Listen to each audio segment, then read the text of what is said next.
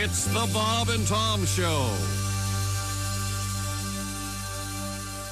With us in the studio, one of our favorite comedians, a guy named Jim Gaffigan. I'm moving a little slow this morning. I have to admit, I had a Hot Pocket for dinner last night. I've never really eaten a Hot Pocket and then afterwards been, I'm glad I ate that. I was like, I think I'm going to die. Did I eat for that? Did I eat it or rub it on my face? My back hurts. Hot Pocket. Really see the Hot Pocket on the menu when you go out to dinner. That's true. Let's see, I will have the Caesar salad and the Hot Pocket. Our specials, we have a sea bass, which is broiled, and we have a Hot Pocket, which is cooked in a dirty microwave, and that comes with a side of Pepto. Is your Hot Pocket cold in the middle? It's frozen, but it can be served boiling lava hot. Will it burn my mouth? It'll destroy your mouth. Everything will taste like rubber for a month. Hot Pocket. There's the vegetarian Hot Pocket for those of us that don't want to eat meat but still would like diarrhea. Should just come with a roll of toilet paper. Diarrhea Pocket. The lean pocket. I don't even want to know what's in there. Yeah, they're lean pockets. Imagine the directions. Take out a box, place directly in toilet. Lean pocket. Recently, they introduced the breakfast Hot Pocket. I was not aware of that. Finally. Oh, yes, the breakfast Hot Pocket, sure. I can't think of a better way to start the day. Good morning. You're about to call in sick. Hot Pocket. Now you can have a Hot Pocket for breakfast, a Hot Pocket for lunch, and be dead by dinner.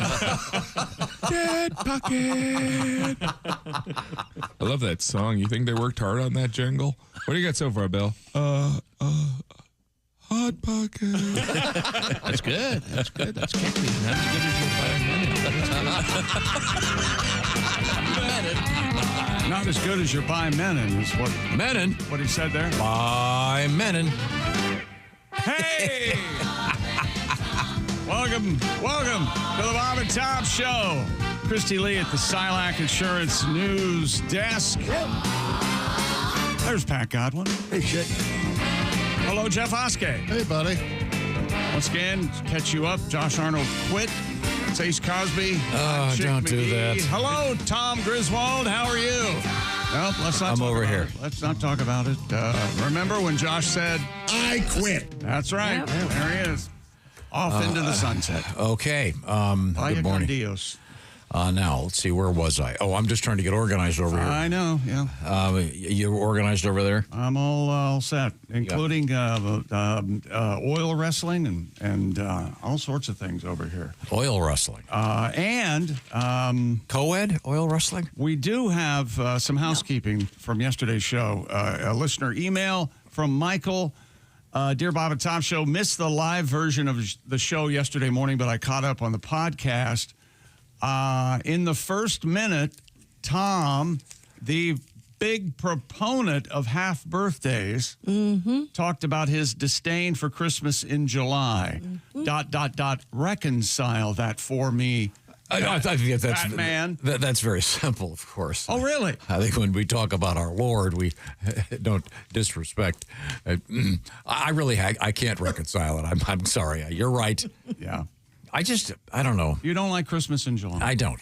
At what age do you stop the half birthday thing? When your sweet little girls forget. Okay.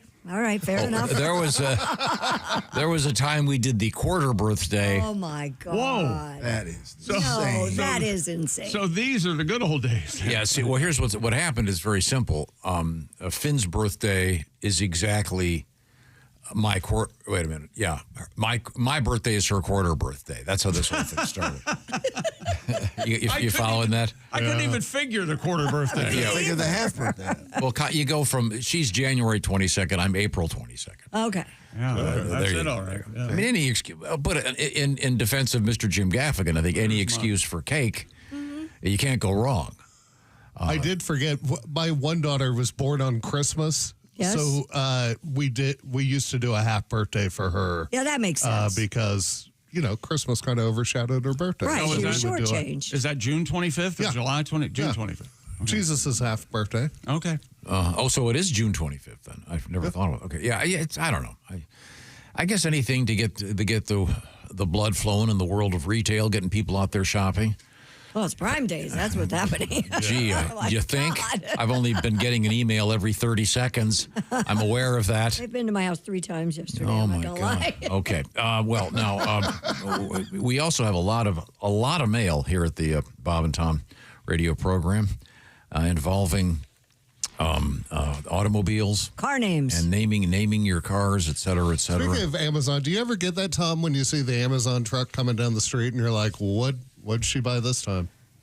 Yeah. Or if it goes by my house, I'm like, wait. You guys got the wrong address. Hey, Yeah. you missed it. Back it on Yeah, up. You'll yeah. be back here in an hour. I always think, what did I buy this time? Yeah, me too. It's like Christmas. I forgot. Yeah. I like the thing where you get the picture of your door and the package. Sure. I love it. Do you Love it. always say it was great and then compliment them and do all the? Yeah. I'll tell you what I'm upset about. I do. Speaking of that, my 5 rating on Uber has dropped to a 4.9. What? Because This you talk too much. is an outrage. No, I think I know The what it is. drivers are going to put on your profile, we need some space. Okay. What happened? He's talking. I don't know. Complaining about TSA. I don't know what it was.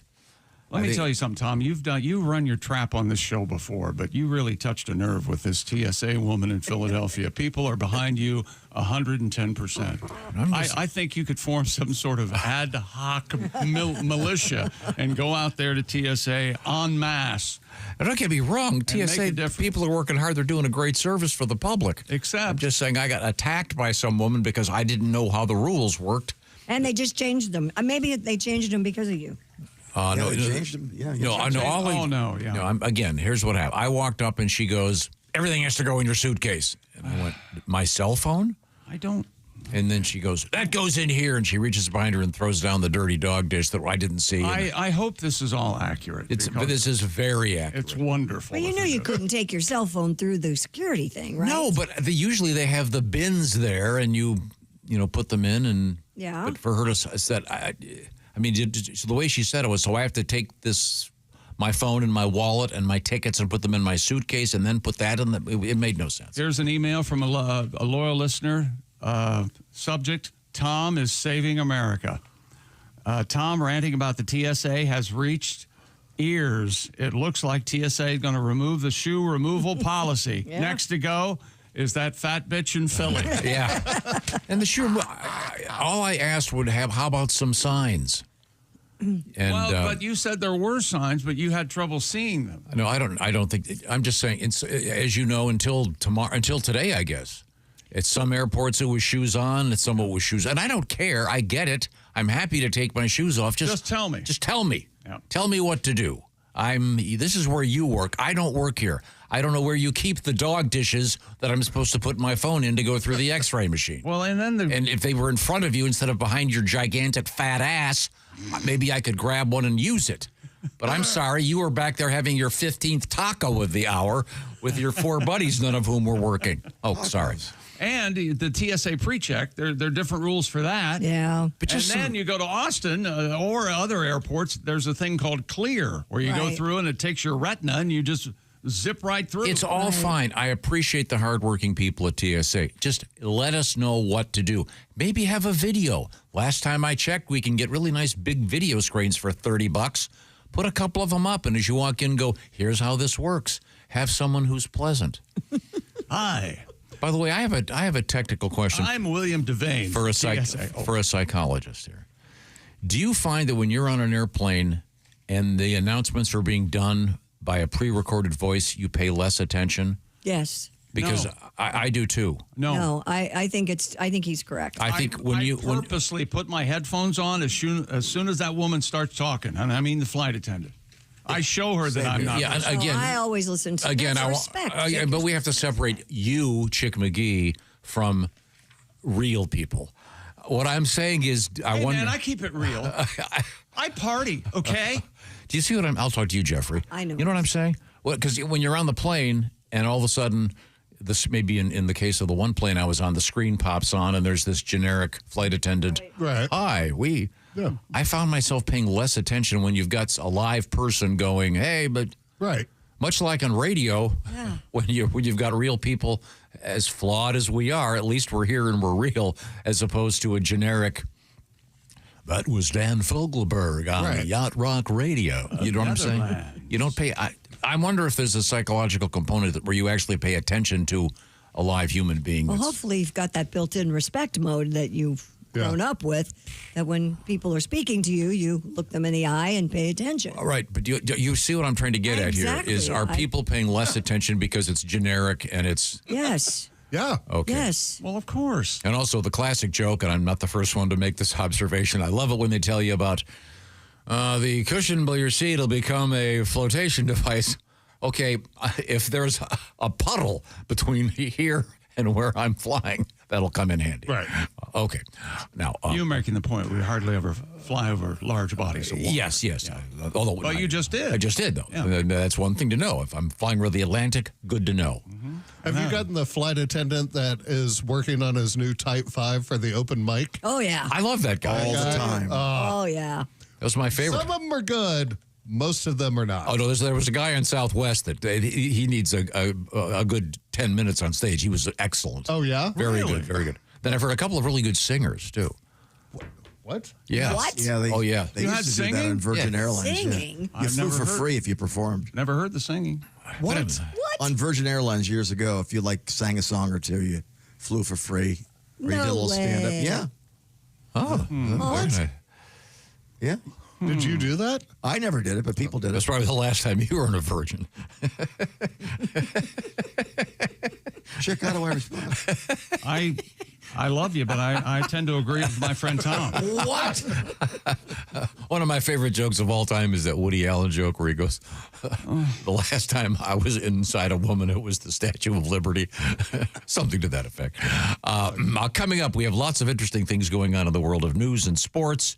A lot of fun stuff. Sperm news today. Hey, at last. Huge sperm news. Not sperm racing news, is it? No. No, but it's really interesting. And it's a story. And Mr. Godwin, it would appear, knows all about this stuff. Yes. It's, what is it called? Spermanoosis? Spermadine. Well, What you is know it? what he Spermadine. It's a supplement. Spermadine. Compound, you know actually. what he doesn't know about? What's that? Virgins. Oh, that's right. Yeah, Okay, he doesn't know anything about virgins. right now, it's time to check in. I like a seasoned woman.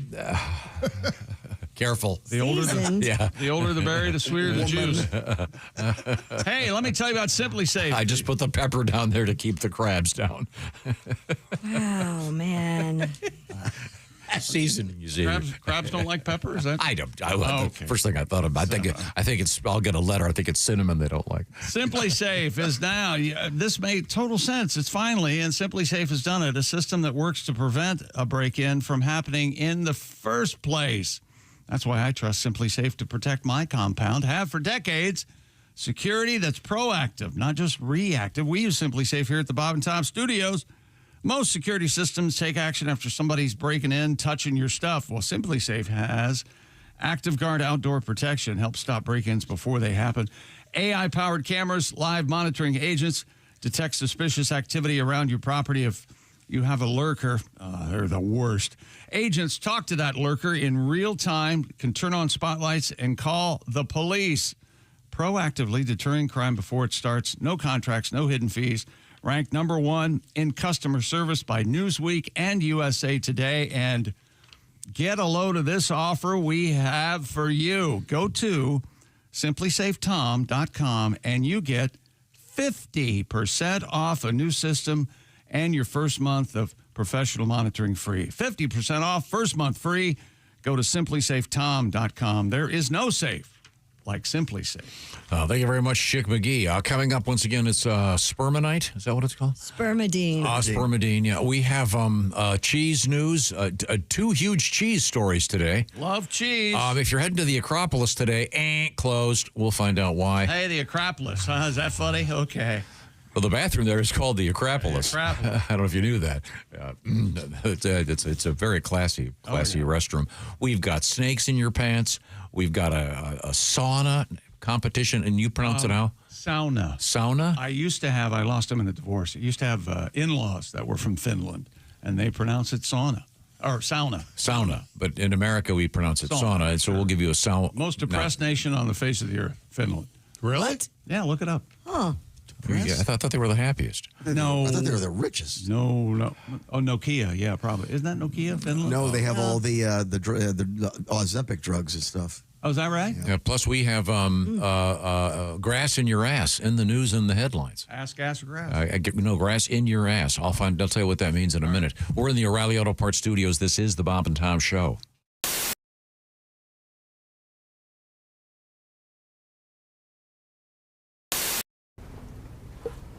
Hey, Christy. Hey, chick. Have you seen the banana video? Who hasn't?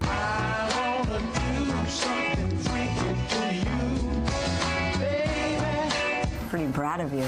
Impressive. Thanks. Yeah. I was just wondering what you could do with my banana. Your banana? Yeah. Well. Now the Bob and Tom Show presents Christy Lee eating a banana.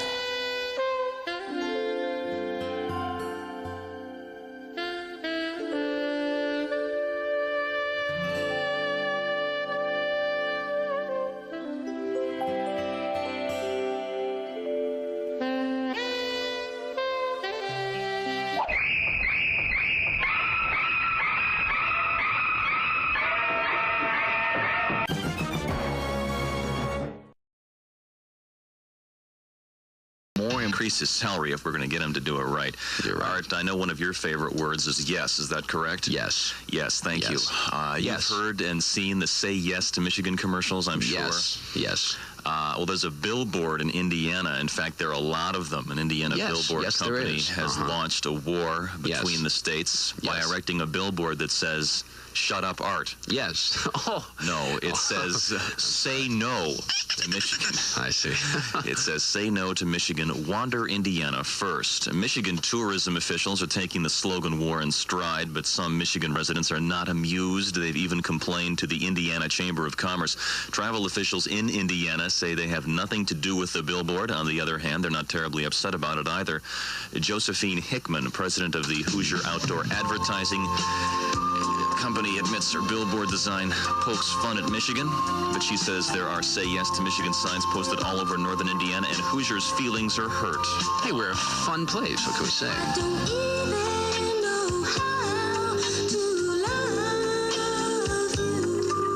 Elsewhere in the news, Governor Milliken has signed a major supplemental spending bill containing more than $260 million. For JML News, I'm Art Bishort. No, you're Tom Gerswold. Thank you. I'm glad I'm not. Smarties News is brought to you by Auto Glass Specialist in Gaylord, Cadillac, and Iron Mountain. For fast, professional Batoski, it's partly sunny, and 64 JML News time is 7:57.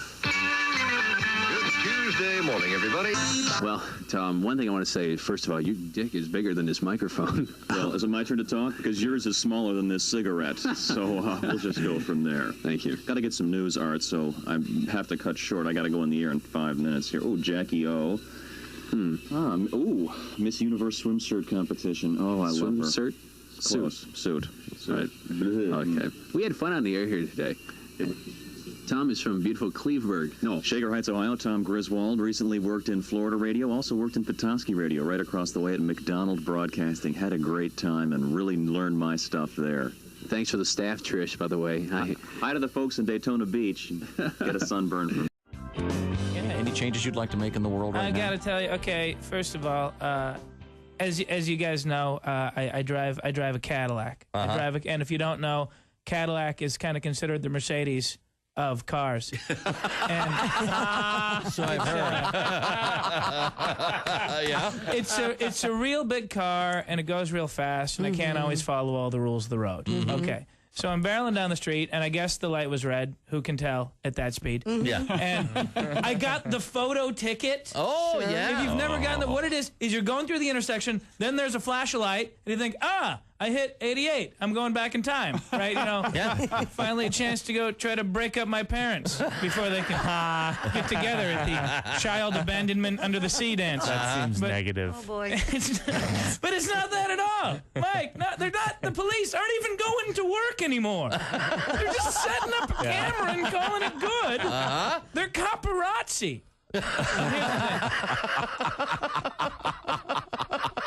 I don't blame them. I don't blame all the laws that they're supposed to. You get in your car, you got to wear a seatbelt. Why do you wear a seatbelt? Because it's the right thing to do? No, because the man tells you have to. That's right. Right? Mm-hmm. Click it or ticket, jackass. Right? Because your government is very, very concerned about your health and safety, and they always have been. And if you got a kid, they're really concerned about your kid's health and safety. Because if you got a kid, you got to put the kid in the car seat, then put him in the back seat. Then there's a wreck, and the airbags come out, and the good ones, they jettison the car seat from the car. Then a parachute comes out, and the kid gently floats to the ground like the beginning of I Dream of Jeannie, because the government is very, very concerned about your children's health and safety, and seatbelts are a big part of that.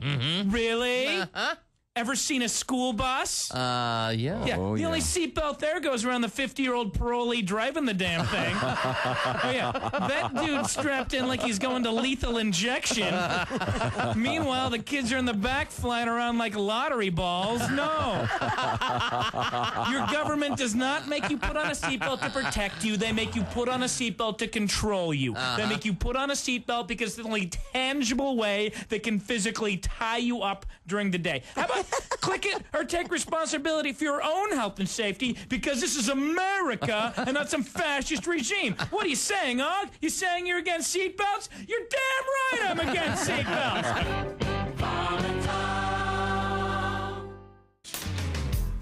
Hey, welcome back to the Bob and Tom Show. What is it, Wednesday? We got a Wednesday? Yeah. You know what they say on the BBC? I've been listening to the radio shows on the BBC. Come along and let us take care of you. Ooh. I like that. How about that? I like Very friendly. Come along, everyone. Listen and let us take care of you. I say. Yeah. Oh, yeah, they got funny accents, sure, but yeah. What do you think? And now here's more Robbie Williams. Or what? I have a little jar of new comeback catchphrases I'm going to try that are blind to me. These were handed to me They're in a from jar. a producer. Now, how do they work? It's just I'm going to try a new phrase every time you bring me back. Introduce them. Go ahead. Christy Lee, Pat Godwin, Ace Cosby. We're here in the O'Reilly Auto Parts Studios. Jeff Oskey. Feeling fresh as a daisy.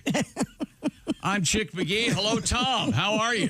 Just try taking another one. No. Right, we're just getting started. Give one to me. Hand one to me. All right. Okay. Do the introductions again. There's Christy Lee, Pat Godwin, Ace Cosby, Jeff Oskey. I'm Chick McGee. Hello, Tom Griswold. Is it hot in here, or is it just Christy? Oh, nice. Oh, that was nice. Thank you. That's nice. These are like fortune cookie things. Yeah. Now, what's the fortune cookie rule? You're supposed to add in bed? In bed. So that would be, is it hot in here, or is it just Christy in bed? Ha-cha-cha. No, on the toilet, I think you're supposed to add. What? What? That's another No. one. So I would say, is it hot in here, or is it just Christy on the toilet? Yep, that's hot. That's much Okay, that is just, now we're going to get sued. Hot. When did you? That's the new fortune cookie thing on the toilet? I heard that in high school. We added on the toilet. By the way, this is a personal and meaningless. I love fortune cookies. I know you They're do. delicious. Me too. You love the taste of them. I like the taste of them. I like reading the fortune. Yep, I don't mind them. agree. Dip them in Really? tea. They're very good. Well, you're all Yeah. quite mad. Yeah. Well, that's Do probably you possible. know if you leave fortune cookies, you unwrap them and leave them on a table in humidity, like 90 degrees, they slowly melt and flatten out into a circle. Did you know that? No. I did not know that. Isn't that interesting? What? They start as a circle, and then they fold them up, and then they harden. I don't know what they're made of. Something vanilla, but I don't care for the taste of them. Oh, I like them very much. Well, you're wrong. And now I remember we had a news story about the profanity-laced fortune cookies. Oh, yeah. That would be. And so help me if someone sends us an email. That I have to say, this fortune cookie, the fortune is help. I'm trapped in a fortune cookie factory. I'm coming to your home I never heard and that. stealing your car, throwing it in reverse, and backing into your house. Wow, that's pretty, There. that's pretty descriptive. Your lucky numbers, 69, 420, and 666. We've talked to you. and Thank you. talked to We have tried. Thank you, Mr. Chan. It's my old landlord. Wow. Don't make it right. Okay. Hey, yesterday we had nicknames for cars. That Christy was Lee, one of our everybody. stories. Christy Lee. Yeah. Oh, wait a minute. I got. This is from. Is it hot in here, or is it just Christy on the toilet? Yeah, thank you. Okay. This is from Daniel. Daniel says you guys were discussing nicknames for cars. My brother. My truck is affectionately named Big Thirsty Bitch due to her lack of fuel economy. I know what truck he's driving because I traded mine in. Caused him pain, he says. She's a big thirsty bitch. Yeah. I think we've all had that automobile or truck at some point. I've managed to dodge the having to have oil on board. Oh, I have to. Not me. To keep putting it into the engine as you're driving. Not me. A couple of my friends did that. Are you serious? You Yeah. had to put oil in your engine to drive it. Well, I kept in the back. I had a case of like 6 or something. What was that thing? It was a Blazer, but I mean it was ancient. Is that the one that didn't have a floorboard? No. That was a different one. Oh. That was Bob's. But no. Mine was. I just drove it one winter in Harbor Springs, and it got me through it. But Did you end up selling it to a Native American? No, that was a different car. Oh, that was your your Pontiac. That was the Pontiac. That guy, the frame had broken, and I said, "This is for parts only." And 3 days later, the guy drove by, honked, and waved. So he welded the frame back together. Honk, honk. This is from Jenny in Mount Vernon, Washington. This is kind of for you, Pat. Ooh. You were talking about naming your car. I had a Volkswagen Jetta that I named Joan Jetta. That's not bad. Yeah. And you had 2 Jettas. That's why I'm bringing that up. I called those the deer killers. Yes. Now, this is on a similar note. This comes to us from, wow. Is it Mauica, Illinois? Mauica? Moweaqua. Everybody say Mauica. It might be Mauiaqua. I don't know. It's a beautiful name. John writes, I've had a fair amount of cars that have had nicknames: Big Red Stinger, LaDeuce, Killer Red Tomato. A couple of my service rigs have had names. My current service van is nicknamed, because it has a diesel engine, it's Van Diesel. Oh, yeah.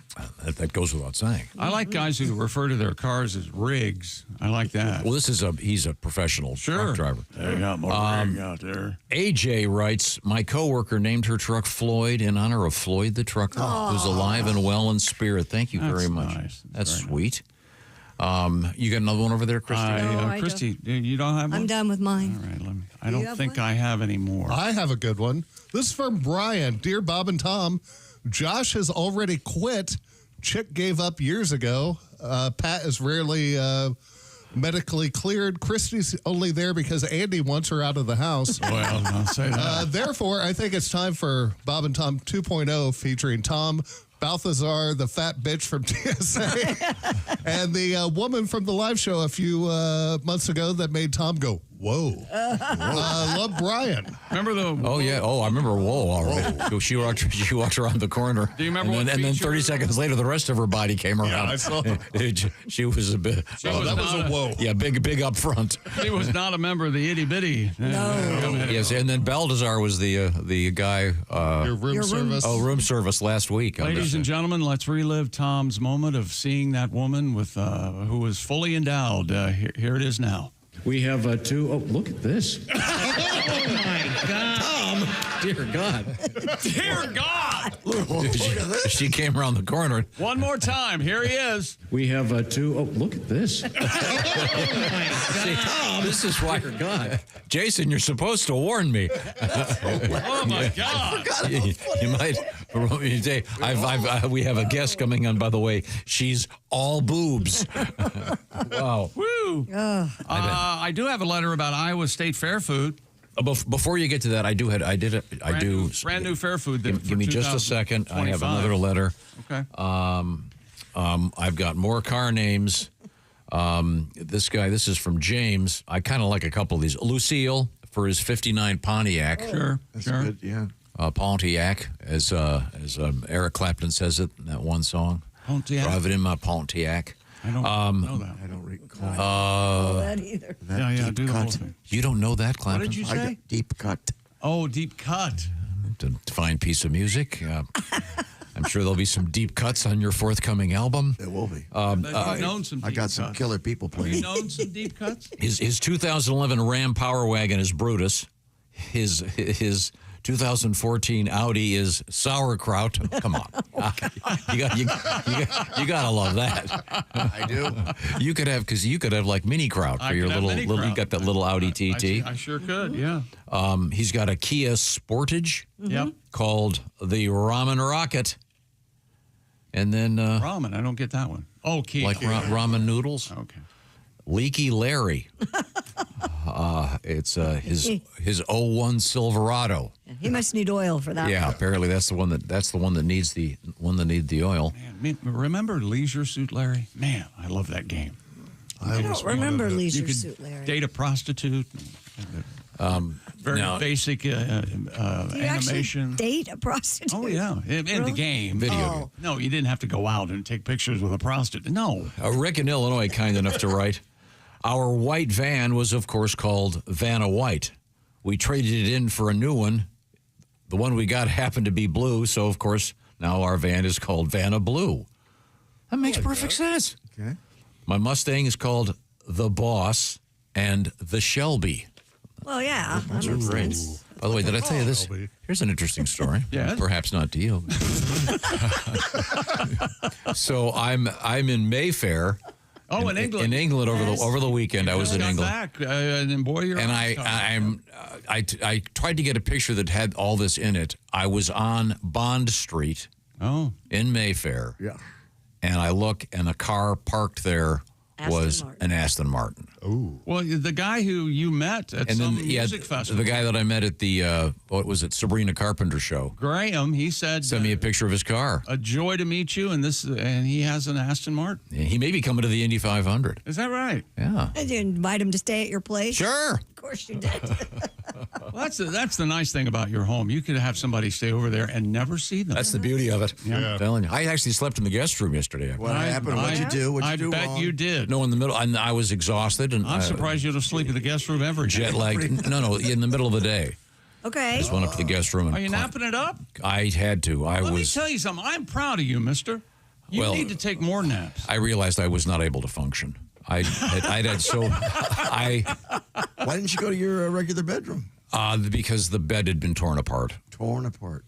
Oh, sheets were being washed and hot sex and stuff. No, just cleaning the bed, and I said, "Oh, great." What's that joke about having sex with a kangaroo? He moves, and then he finds a woman finally, and they have to move the furniture over to one side of the room. And look, lady, if you're anything like a kangaroo, we need all the room we can get, or something like that. There's probably a joke there somewhere. Yeah. Maybe we could have someone guys put that together at home. Someone at home figure that joke out. Assembly. This makes me sad. Some assembly required. This is the IKEA of joke telling. Right. Okay, so there's a guy, there's a couch, somebody's gay. I don't know what's going on. Kangaroo is not necessarily gay. The kangaroo. No, that's the classic one where the goes, we're going to play hide and seek. Oh, yeah, that's a good one. If you can't find me, I'll be behind the couch. It involves a predilection for sodomy. So you don't have a chair you can sleep in. That makes me sad. No, I don't like sleeping in chairs. I was in a chair on an airplane for 2 8-hour stints going there and back. So I wanted to just lie down. Given me a heads up. I could have maybe upgraded you somehow. No. I had a great time. No, American Airlines they were wonderful. Incredibly comfortable, great stuff, great people. Couldn't have been happier. What kind of food did you get? Did you get like a bag of nuts? Or? Yeah, I don't like to eat on planes. You ever see this bag of nuts over here? We got a bag of nuts coming up in the news. We do. I can't wait. We do really. We have some odd stuff going on out there. There is big TSA news today. I hope it's not from Philly. News from the world of sports. What would you do if that lady in Philly that gave you the hard time got fired somehow and you heard about it? Then the world would be a better place. You wouldn't offer her a job? God, no. What if she got fired because of what you've done? Then she deserves it. Don't you want to take a little time and think about it? You have to hire her for here, then. Yeah. No. We're all lost souls and dented cans here. That's right. We're dented cans. Oh, that's nice to know. No. Maybe I am a dented can. Coming up in sports, Pat's a dented can of Guinness. We got fun names. Fortunately, he was able to suck all the booze out. The big dumper from Major League Baseball, the one and the only big dumper, is going to be in the home run derby. WNBA has picked their all-star teams. That'll be in Indianapolis, Indiana on the 19th, I believe. And let's see. Stories from all over the world. Brooklyn, Turkey, Spain, Spain. Somewhere in Spain. Oh, is this an update on the Pamplona thing? Could be. A guy got gored. Oh, I didn't see that. Yeah. I'll have that for you too. I thought I passed it on to you. Yeah. It was day 2 or 3 of the running of the bulls. Is it San Fermin? You know, nothing. What is it? How do you pronounce that? San Fermin. Nothing bleeds like a goring. I can tell you that. It goes goring, head wound, stabbing. I imagine there's also through, doesn't it? The gore. How does it not? I imagine it would tear some stuff up. Right? Remember the cartoons where the bull would be going over to a pencil sharpener? No. It was like he was shooting pool. Yeah. He was chalking up. Oh, that's right. Okay, chalking up. Yeah, I imagine if you get gored, I'm assuming there's probably some germs as well as. I mean, they don't sterilize those horns before they let them out, do they? What's wrong with this? That's what you're worried about with a goring wound? You know, bulls actually. There might be germs in that huge gaping hole in my butt. When bulls defecate, they arrange their poo with their horns. All the more reason. I don't know if you knew that. Yeah. Oh, I'm just saying. If you get gored, I want the extra tetanus shot. You are the weirdest guy we all know. The Bob and Tom Show is sponsored by BetterHelp. Now, sometimes you get you get all flummoxed at work. There's you do. Too many emails. The boss might be difficult to deal with or confusing. You've got 100 phone calls you've got to return. Maybe you need a little space. Maybe you need a little bit of counsel. This is where therapy comes in. One of the many things that therapists can help you with, navigating the challenges of a workday. But there's lots of other things that therapy can be extraordinarily helpful for. And that's where BetterHelp comes in. BetterHelp is the largest online therapy provider in the world. And like I just said, it's online. So the therapy is done with a professional therapist. And by the way, some 30,000 professional therapists are working with BetterHelp. And the way it works is you fill out kind of a questionnaire as to what you'd like to be discussing with a therapist, and they'll try to fix you up with a therapist that's an expert in that particular field. They've got a diverse variety of fields of expertise, so you can ideally find someone that is suitable for you. And if not, by the way, you can change therapists anytime. No additional fees are involved. So maybe unwind from work with BetterHelp. And the therapy is done online, so it's extraordinarily convenient. You can do it with your phone. You can do it like a Zoom call. You can do it like just a regular old phone call, or you can do it even texting back and forth. It's up to you. And Bob and Tom Show listeners get 10% off their first month by going to BetterHelp.com/BT Show. Once again, it's BetterHelp, H-E-L-P, BetterHelp.com/BT Show. Get rid of the stigma. It's okay to talk to someone about some of the issues you want to deal with and make you a better feeling person, okay? Now, this portion of the Bob and Tom Show is sponsored by BetterHelp, BetterHelp.com/BT Show. And once again, coming up, we have camping in your bathroom. What? We've got the origin of the ball peen hammer, and we've got what are they called? Ball pythons. In the news today. Their balls are in their neck. I don't know. We're going to find out. All these things are going to be coming at you from the O'Reilly Auto Parts Studios, and this is the Bob and Tom Show.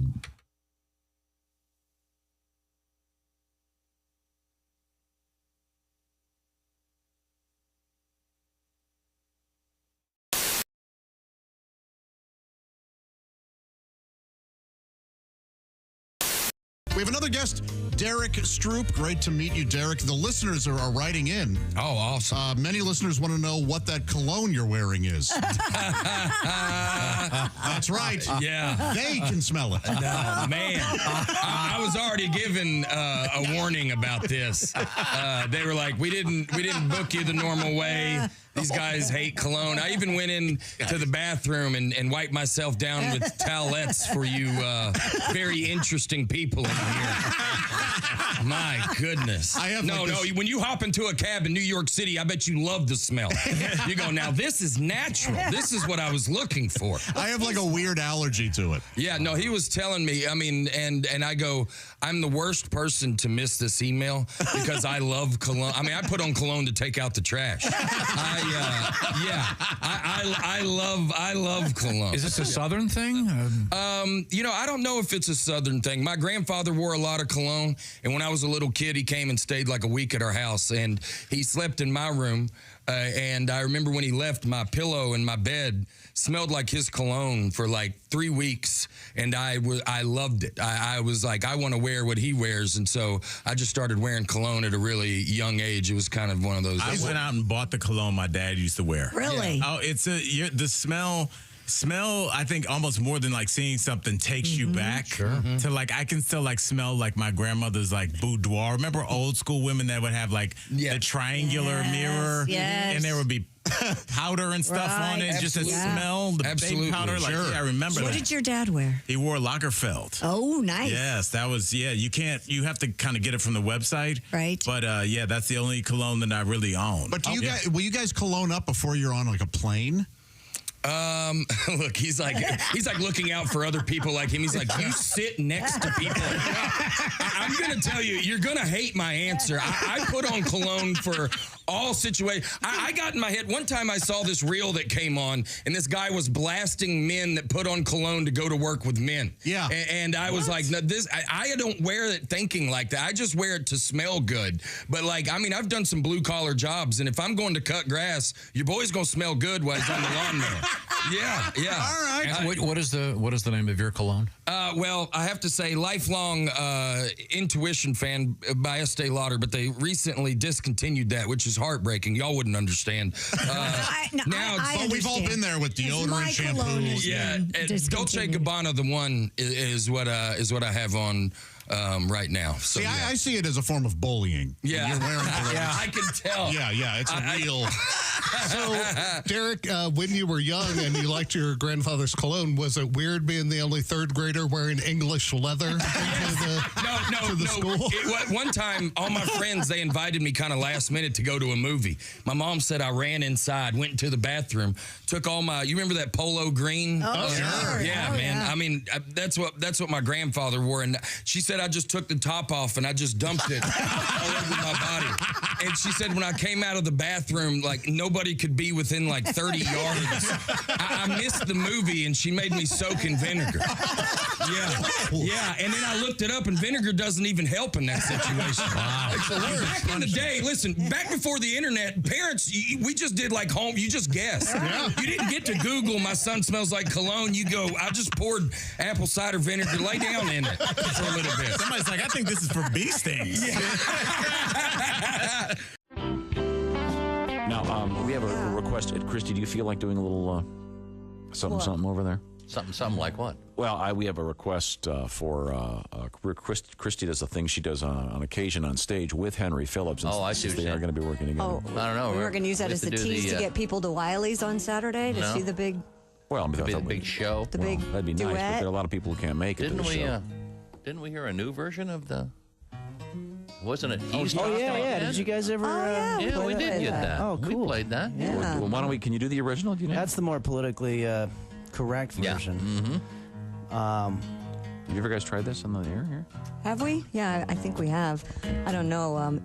Gosh, Henry, it's been so long since I've seen you, and I just thought that would be great to kind of maybe sit here and talk about some things like the weather. Have you noticed how hot it's gotten? Oh my God, and the humidity. She's talking again. I have some friends that have shown really up bugging me. She's talking again. Wearing the most ungodly outfits. So embarrassing. I look at my friend. I don't know what women are thinking. I think she's psycho because she's talking and talking and talking and talking and talking and talking. But at least make sure your surgeon gets your nipples in the right place, because I hate it when they skew left. God, what is that all about?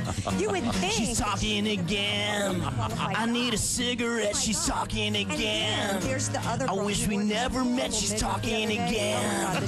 She's like a TV set. She's talking and talking and talking.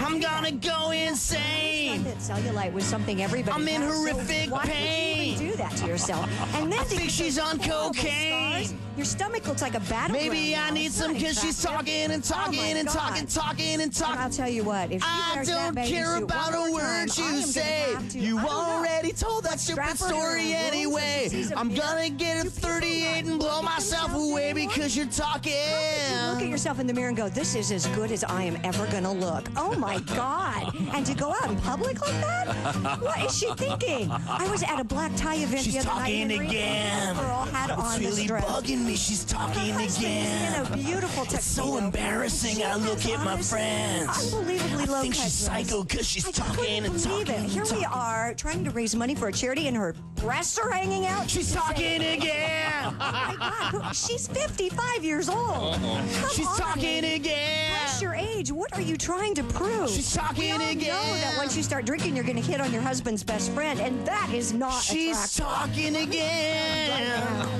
Ah, See what you miss when you're gone for just a couple of months, hon? Wow. Christy Lee, along with Henry Phillips. I heard something about nipples the wrong way Have and you ever breasts hanging seen out. that? Skewing the wrong way? Yeah. Sometimes they put them back, they're not exactly Okay, thank you. lined up. Yeah, it kind of looked like Marty Feldman nipples. Is that what they call it in the textbooks? I for the think so. plastic surgeon?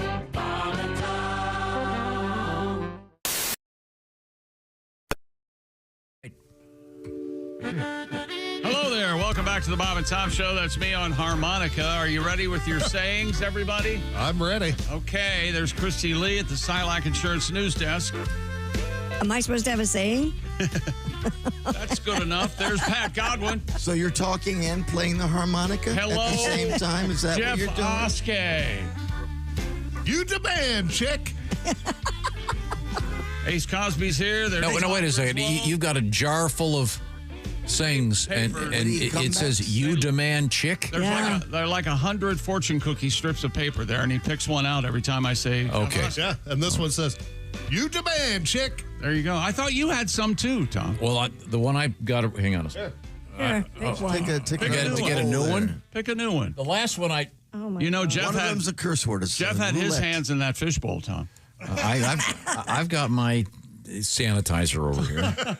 Oh, this is Okay. Go ahead, introduce me. There's Tom Griswold. Now we're cooking. Oh, I like that. That's okay. That'd be better for Christy, though. Do introduce Christy. There's Christy Lee. Now we're cooking. Say it. Give her a chance. Oh, you have to say it? Yeah, that's how it works. What do you mean this would be Here's good one for Christy, Christy. and then you say it? No, you introduce her, and then I. There was no clearer example ever. Here's one for Christy. Then you don't want any of us here. Why are we all? No, I was acknowledging. What? That's not how Here's it works. Pat with a song now. Coke in a boat. Sorry. Here, give this to Christy. I can do it. Yeah, she's got a memory. I think she has it memorized. Go ahead. Yeah. Now you give it a shot. Well, hang on a second. We got to have. I think we need to have some. me tell you something. We got to have some music. Now we're. What? Yeah. So now we're doing the rejoin, if you will, getting back to the network. He strangled the fun out of this. Didn't Okay. he? Well, we All right, knew here we that was go. gonna happen. Hi, welcome back to the Bob and Tom Show. There's Christy Lee at the Silac Insurance News Desk. Now we're cooking. No, wrong attitude. No kidding. No kidding. Wow. That was. You sounded. Beaten down? Yes. Well, you've ruined the bit. You've beat us all down with this. Doing Christy's God. First of all, we were just having a little First fun. of all, it was Oskey's thing. Right. Yeah. We feel bad for him, trying to give him something to do. Thank you. And you go, let me read one. Right. And now you're. Yeah, it was a funny thing. Okay, give one to Pat, and then we'll do it. It's No, Jeff's. it's Jeff's bitch. It's Jeff's thing. So when you introduce Jeff, he has to say I got a something. bunch Yes. of them. Let's Only Okay. Jeff. Okay, go ahead. Ladies and gentlemen, let's do this. You can't believe it. Here he is. Now Pat's reaching into the It's jar. Pat Godwin. Pat? Hold on, I need my glasses. Do it again. It's Pat Godwin. Daddy's in the house now. Ooh. I didn't write it. I didn't write these either. I like that one. Daddy's in the house now. Yeah. That's better. I like that. Isn't that what you say in the early stages of coitus? Are you going to make somebody pregnant again? Again. I've only done it once. I know. Does that wig you out when a woman calls her husband daddy? Yes. Yes. I was That- watching a movie the other day, and the woman goes, "Daddy and I are on vacation." I went, ugh. I know what, nothing will ruin a porn for me quicker. Oh. More of that, Daddy. Next video. What about Tom? You probably had this. A woman looks up at you during those times, and you put a baby in me. Ever happen? That happened a lot. Happen to you? No, they don't ask. Let's just move forward. He just forces the babies on. Don't ask. We're going to move forward here. I like this intro thing. I'm going to. I know you are. Okay. You're going to find your own, aren't you? No, I actually had prepared some intros for because we haven't done one for you. Me? I wrote a couple of them. Okay, ready? You want to hear one? More than anything.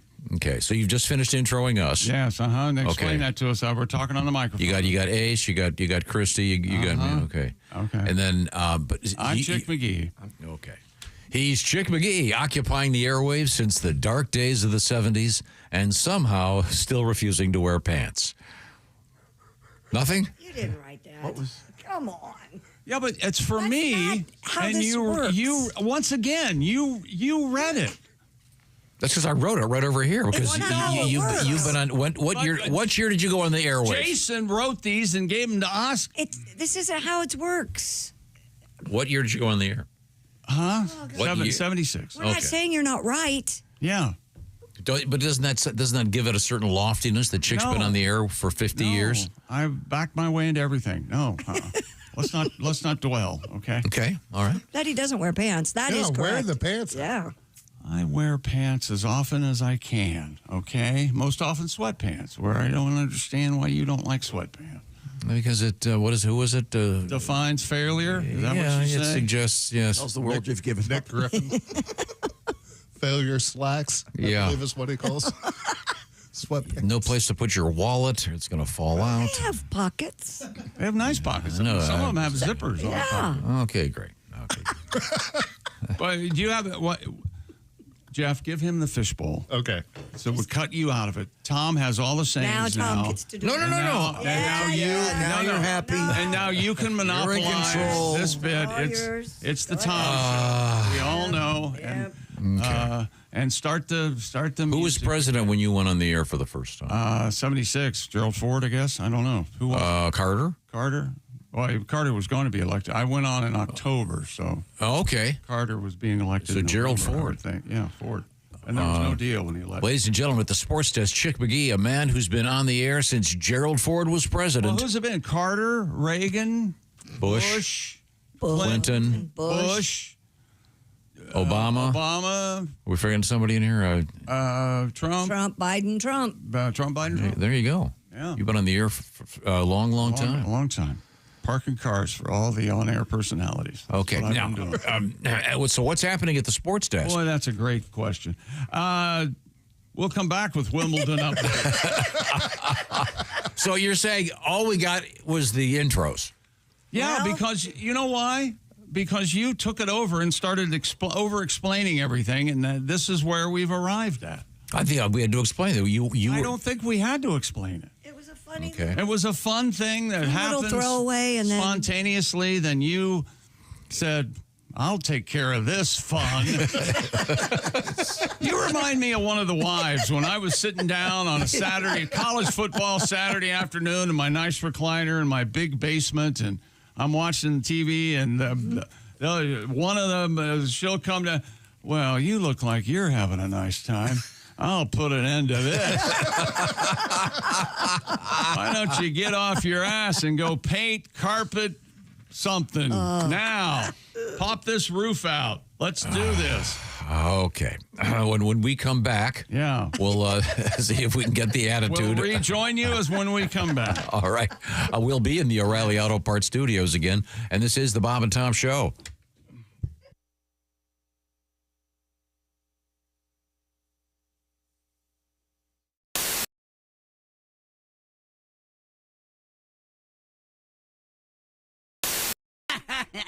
Hey, Bob and Tom Show USA. Indianapolis Motor Speedway. Larry King. Wow. Larry. Nice to see you. Let me sit down here. Ouch, my back. Wow. Sorry. Oh, I'm sorry. Wow. Hey, you know you're giving off a weird vibe when the Walmart greeter tells you to pound sand up your butt. Dot. Hey, what's with Cher and the Sunny thing all of a sudden? Would somebody tell me anything? Anybody else now think the C word was invented because of her? Cher, of course. Yes. Yeah. And how about that Carol Channing thing, huh? Yeah. I guess she was singing Hello Dildo. Hello, dildo. Yeah, man. Hello, Dildo. Yes, it's just Only good got stuff. married. Only got it twice in her Twice in 41 years of marriage. Wow, she needs Viagra. And I said it before, but never address an Indian in war paint as Chief Big Pussy. Don't do it. Just don't do it. And finally, I gotta say, kids, it's been a stone gas being here, by the way. I gotta say, this body-piercing craze is getting out of control. You know, studs through the tongue, rings through the nose, eyebrows, the nipples, the belly button, and now a series of interlocking rings and hoops through my schwanz. Oh, did I say my schwanz? Oh, somebody stop me. You know how embarrassing it is to go through the metal detector? I'm sure. Larry King, you've got a solid nickel's worth, kids. Thanks. I'm out. Peace out. Peace out, Larry. I got to catch a plane. Thanks very much, Larry. Hi, everybody. Christy Lee from The Bob and Tom Show. Miss some of the show? Become a Bob and Tom VIP and subscribe to the audio and video podcasts.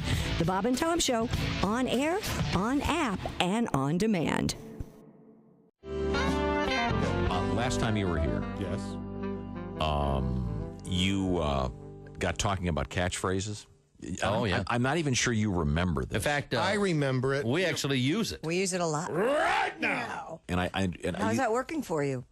You know, I got to say that, you know, I'm a comic, so everything, and when I improvise something, it's a throwaway. And I'm certain that I've thrown away my career and the potential for a decent career 100 times. I've had people say to me, you know, that baked bean bit, the funniest thing I have, and I don't know what they're talking about. You know, because it's like, you know, I got my stuff, and then I got my, because you had that guy on from Bruce Springsteen earlier. Sure.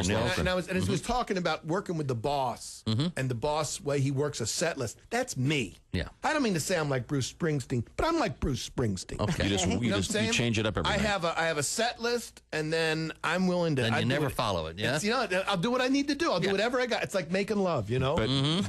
But you do it right now. Oh, that's right. See, we love that phrase, and you've given it up. Then we were hoping. I did it. You know, and when I did, There's no right now T-shirts. When I did the Bob and Tom Show tour, I don't know if I told you I did it. Sure. And Chick introduced me.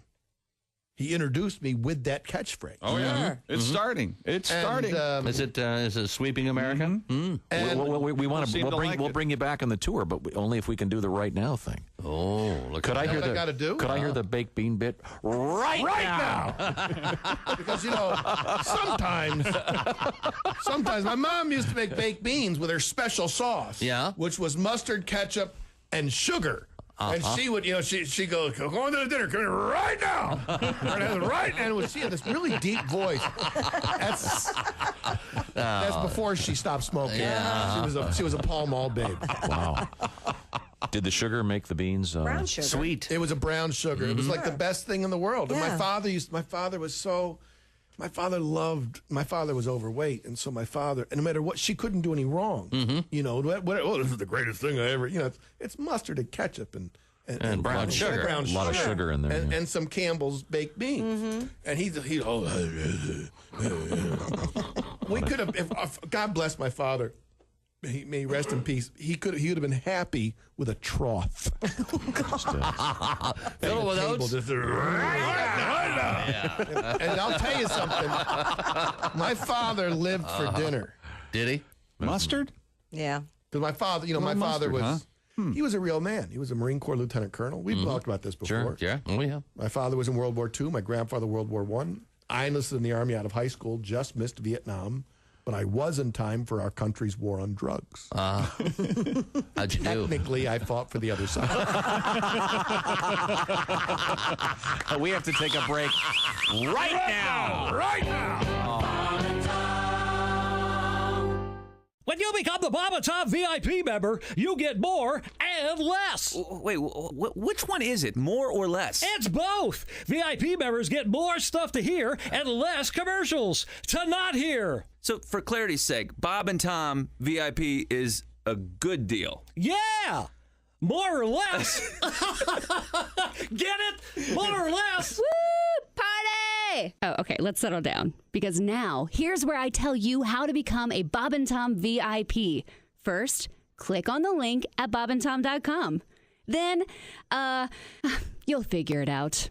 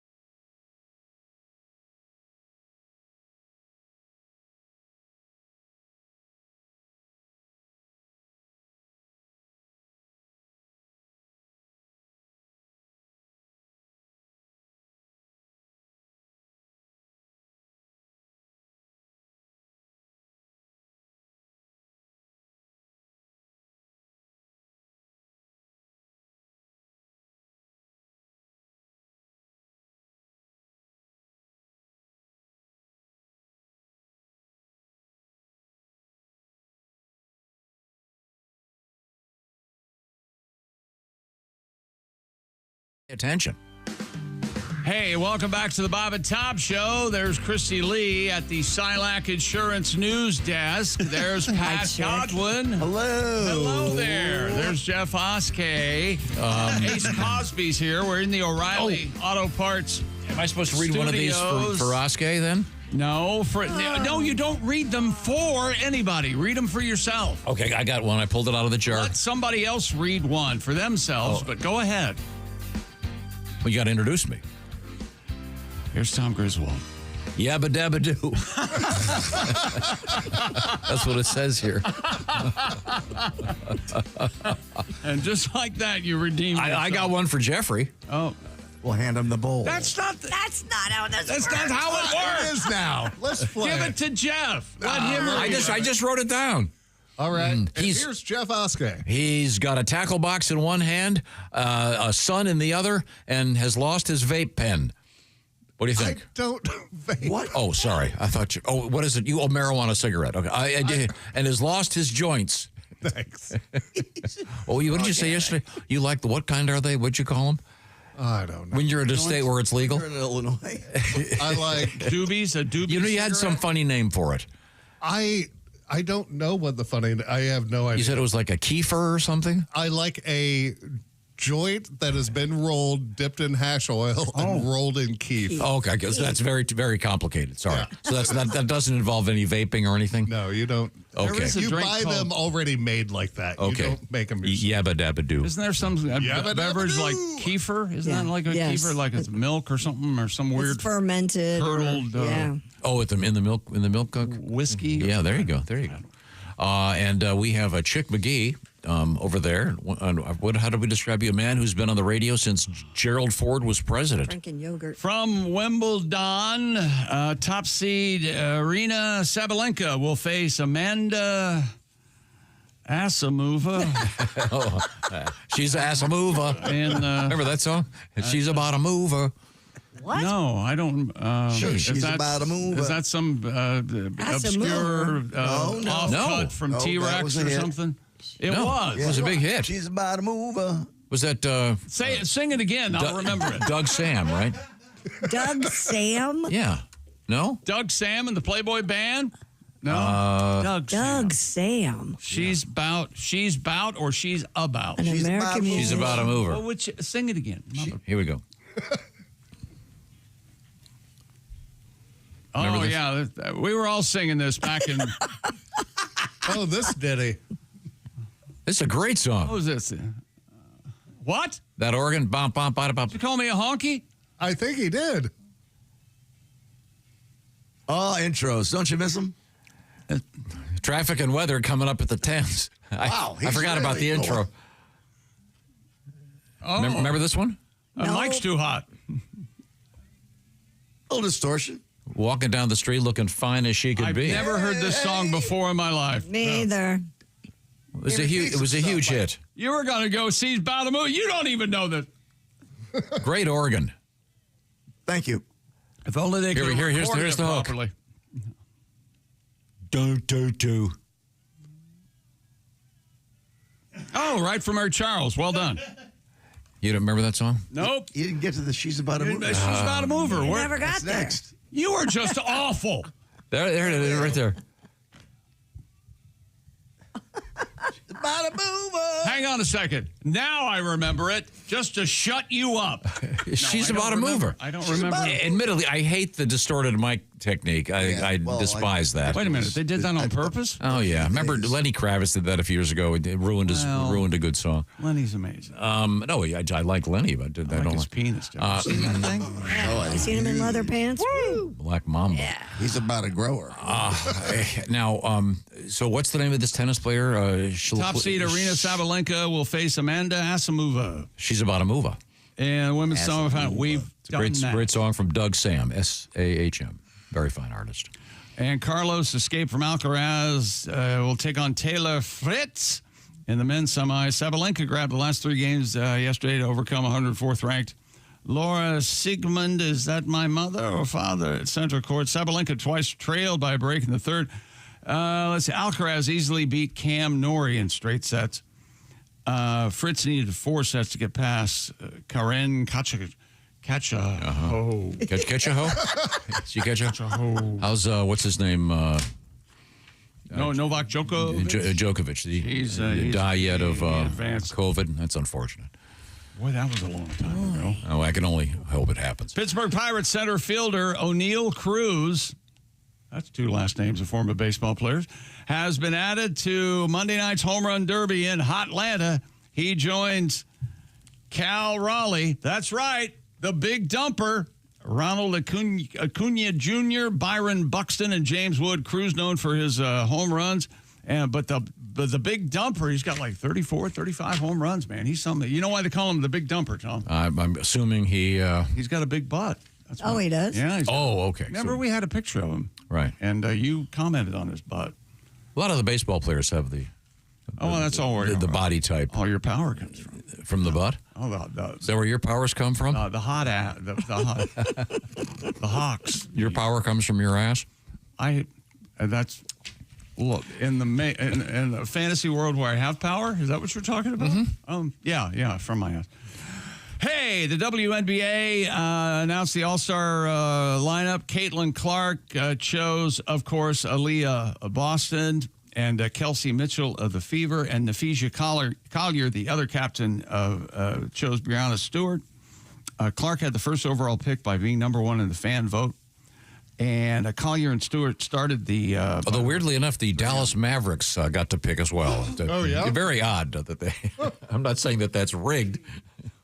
They have some way of knowing who's going to be picked in the NBA draft, don't they? Hey, also last night, WNBA rematch of the last 2 champions. New York beat Las Vegas 87-78, Washington over Chicago 81-79. And hold on to yourselves, ladies and gentlemen. Hundreds of Turkish men and boys took part in what's called Kirkpinar Oil Wrestling Championship. This is an annual event held every summer in the at the Ramrod Lounge in downtown Greenwich Village of Edirne. The event is said to date back to the 14th century as a way of keeping the Ottoman Empire's fighting men ready for battle. Wrestlers cover themselves in olive oil. Oh, Popeye. And try to press their opponents back to the ground to win the bout. They're on top of them. They're covered in olive oil. This is alongside the men. This is what Diddy's defense should have used. Alongside wasn't that olive oil or what was? Baby oil. Oh, baby oil. Yeah, he Sorry. was using that was different. Boys as young as 11 Oh, come on. also take part in the competition, which is ranked in division based on age, height, and build.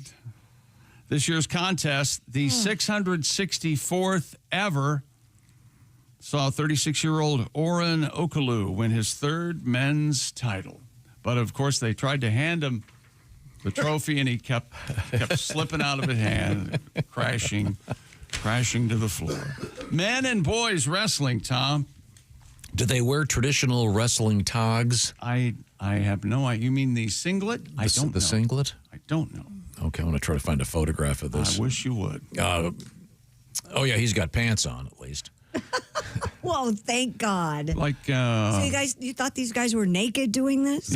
like a jogger? I bet at one point everybody was naked during this. 664 years or whatever. Yeah, it looks like they look kind of like clam diggers. You know, those pants that go just below your knee. Yeah, I kind of like those.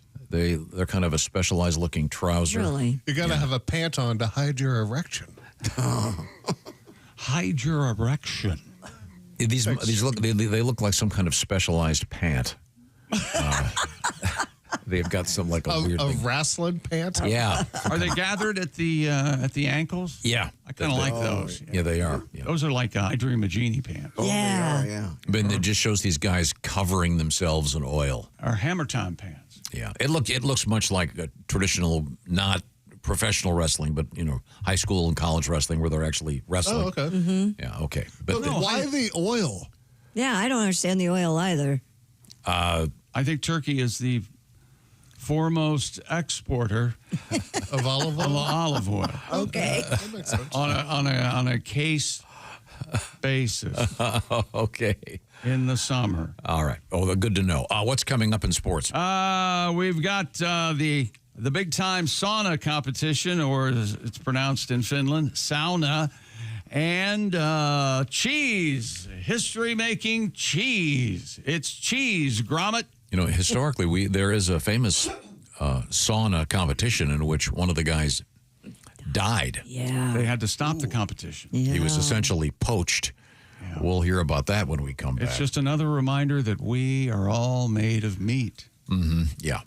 Raycon's Everyday Earbuds. You could listen to these while you're in the sauna. That's a good idea, right? Sure. I do. Everyday premium audio goes anywhere you go. Raycon's latest model, better than ever. They've got that 32-hour battery life and multi-point connectivity you can pair with two devices at once. And Raycon has the quick charge function, which is yet to be explained by science, but you put them on a charger for 10 minutes and you get 90 minutes of battery. And Raycons also have active noise cancellation, and they start about half the price of other premium audio brands. And Raycon's available in a variety of vibrant colors: deep red, cool mint, forest green, royal blue, blush violet. And Raycon's also has that 30-day happiness guarantee return policy. And we have a deal for you. Go to buyraycon.com/Tom and get 15% off Raycon's best-selling everyday earbuds. Raycon, 15% off their best-selling everyday earbuds. Just go to buyraycon.com/Tom. Don't forget the /Tom. Show us some love. That's buyraycon.com/Tom. Coming up, Coyote robots. Are you kidding me? We'll tell you all about it from the O'Reilly Auto Parts Studios. This is the Bob and Tom Show.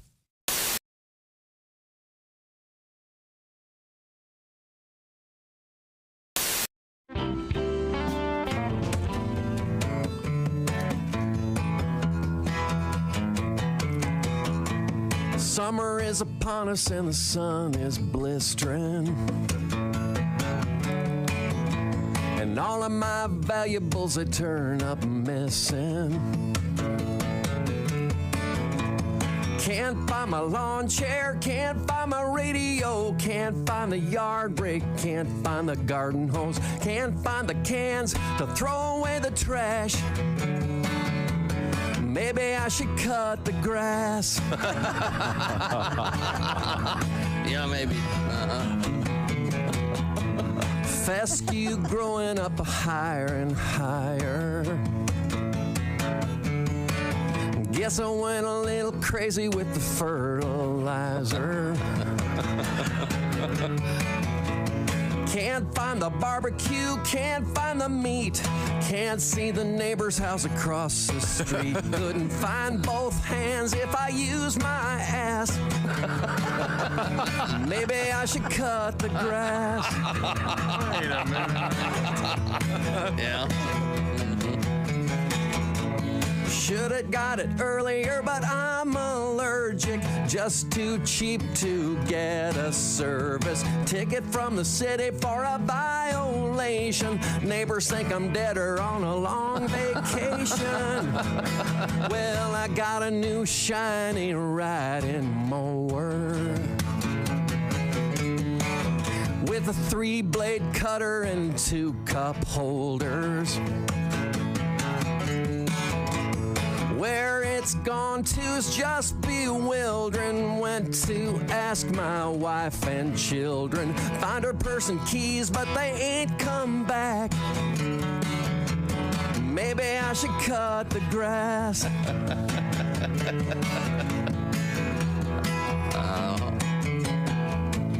Got so quiet you can't hear the wind blow. And it's getting real shady around the upstairs windows. The dog just whimpers and won't go outside. And I sit up in my bed all night, listening to the lawn clawing at the glass. Maybe I should have cut the grass. Maybe I should have cut the grass. Maybe I should have.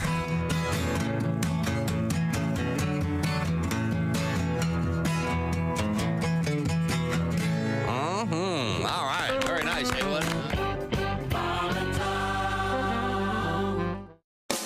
Hi, it's Josh Arnold from the Bob and Tom Show. Miss some of the show? Become a Bob and Tom VIP and subscribe to the audio and video podcasts. The Bob and Tom Show, on air, on app, and on demand.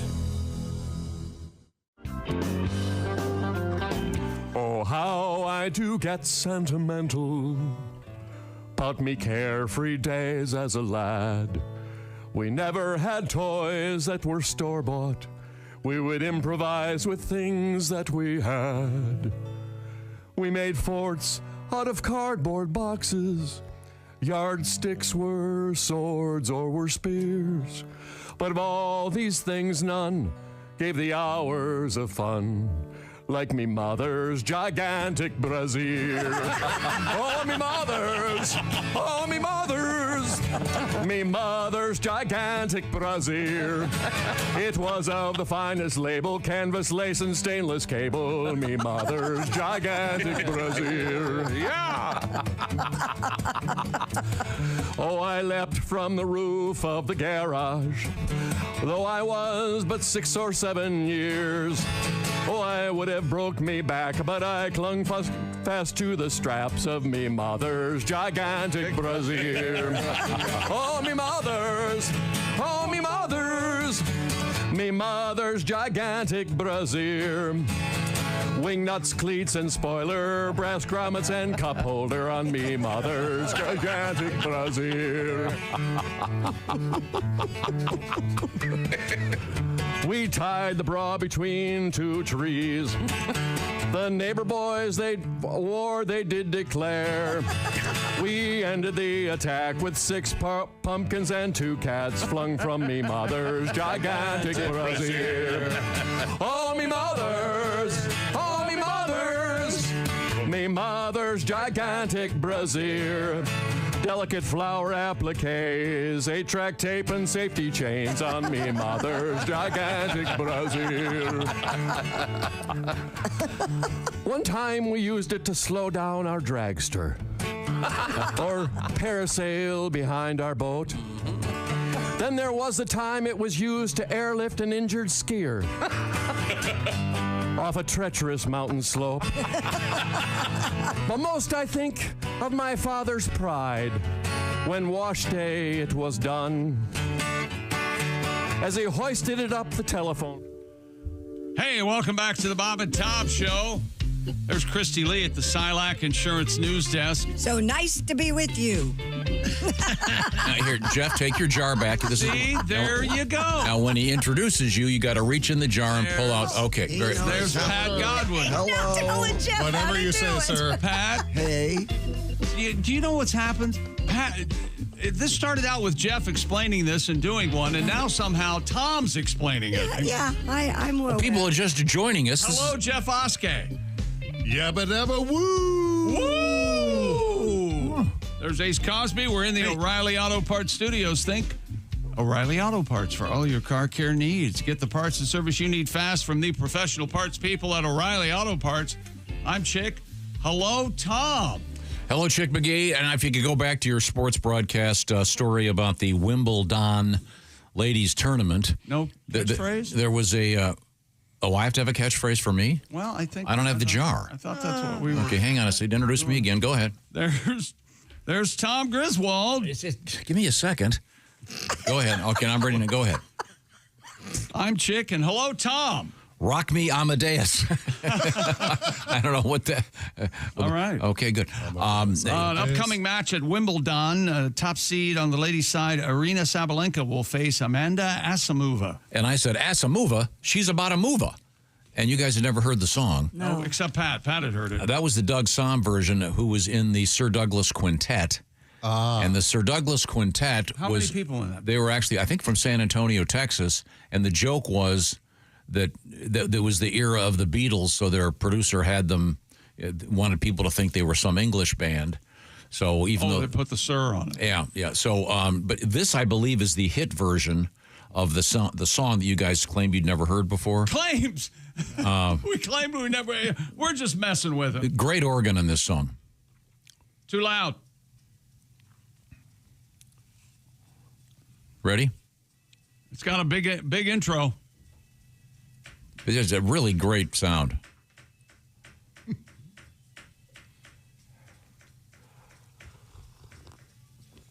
You recognize this version? No? Barely. Sounds really similar to the other one. Pat, you've heard this, right? Jeff, have you heard this? No, sir. Yeah. Well, do you like it? Yeah. Sure. It's okay. I'm all right if I never hear it again. Hear it. Here's the hook right here.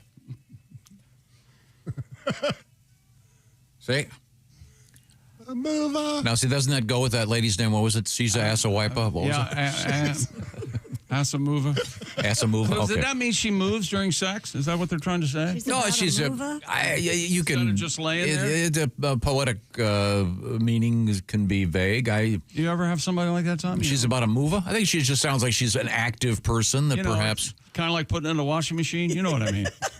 That song, 1965, Doug Somm and the Sir Douglas Quintet. Is it Doug Somm or Doug Sam? And you're being an elitist. No, it is Somm. Okay. 1965, number 13 on the Billboard Hot 100.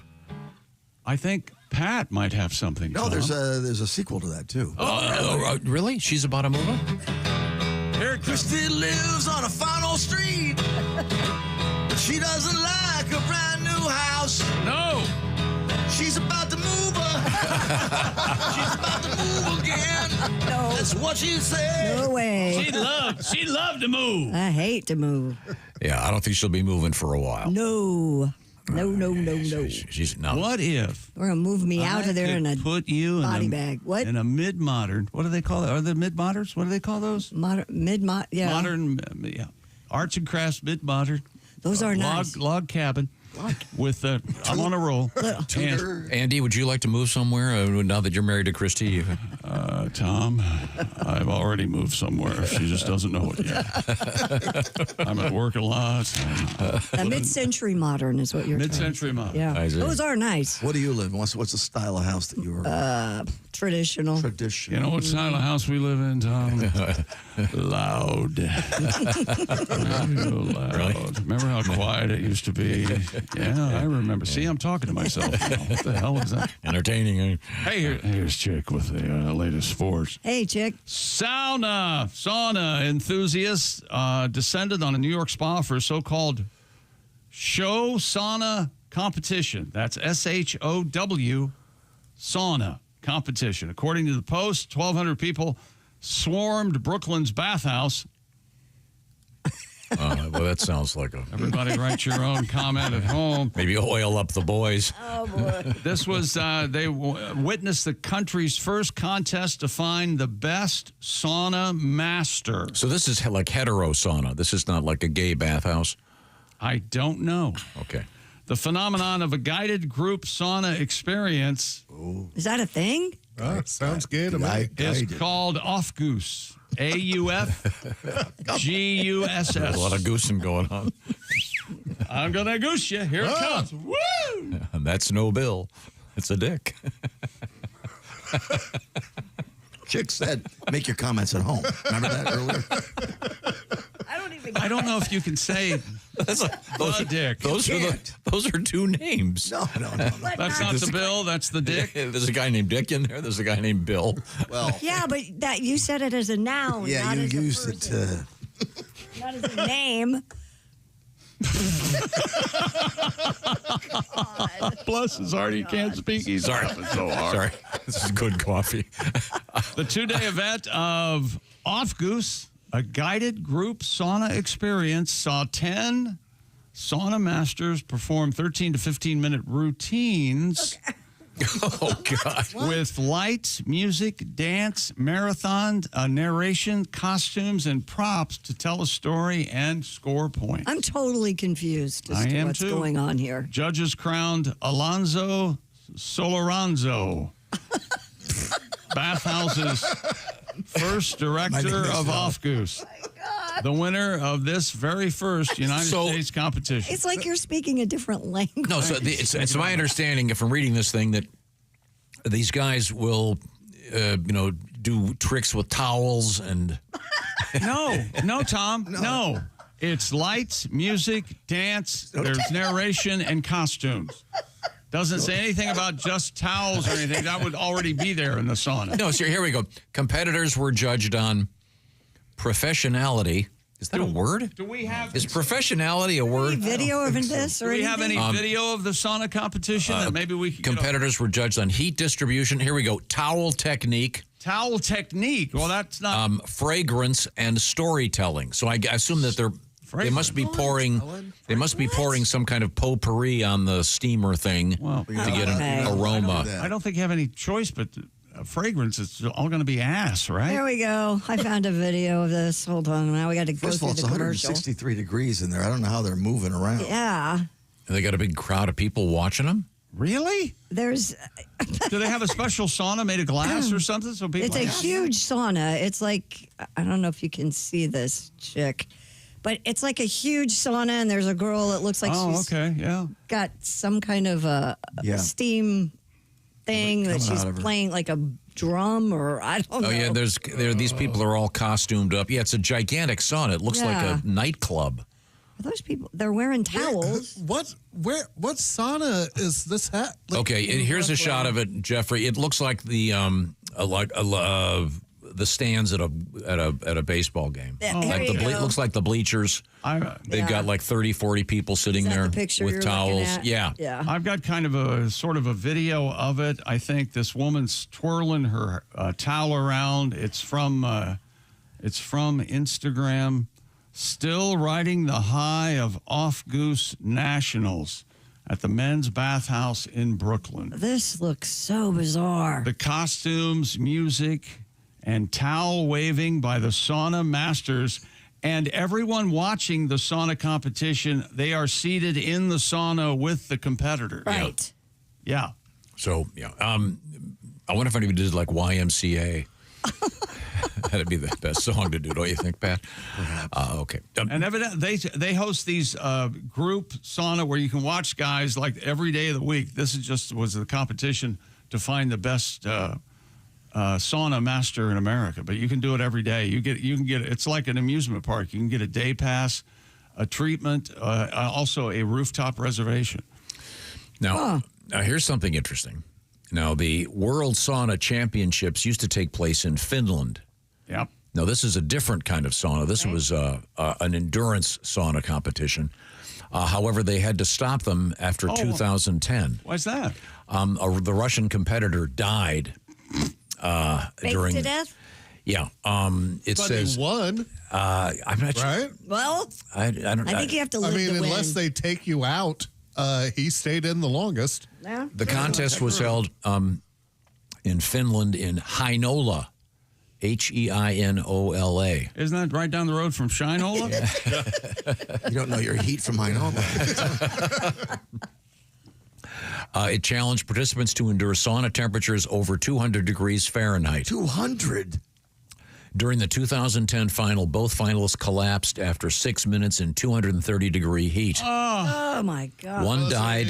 The other spent weeks in a coma with severe burns. Organizers learned that the deceased had been using banned painkillers and anesthetic cream. Oh, so it can, yeah. Oh, he's well. doping. The sauna endurance is no longer legal. PEDs. Wow. So It obviously didn't enhance his performance. It killed him. Or the argument could be made. Enhanced it so much it killed, yeah.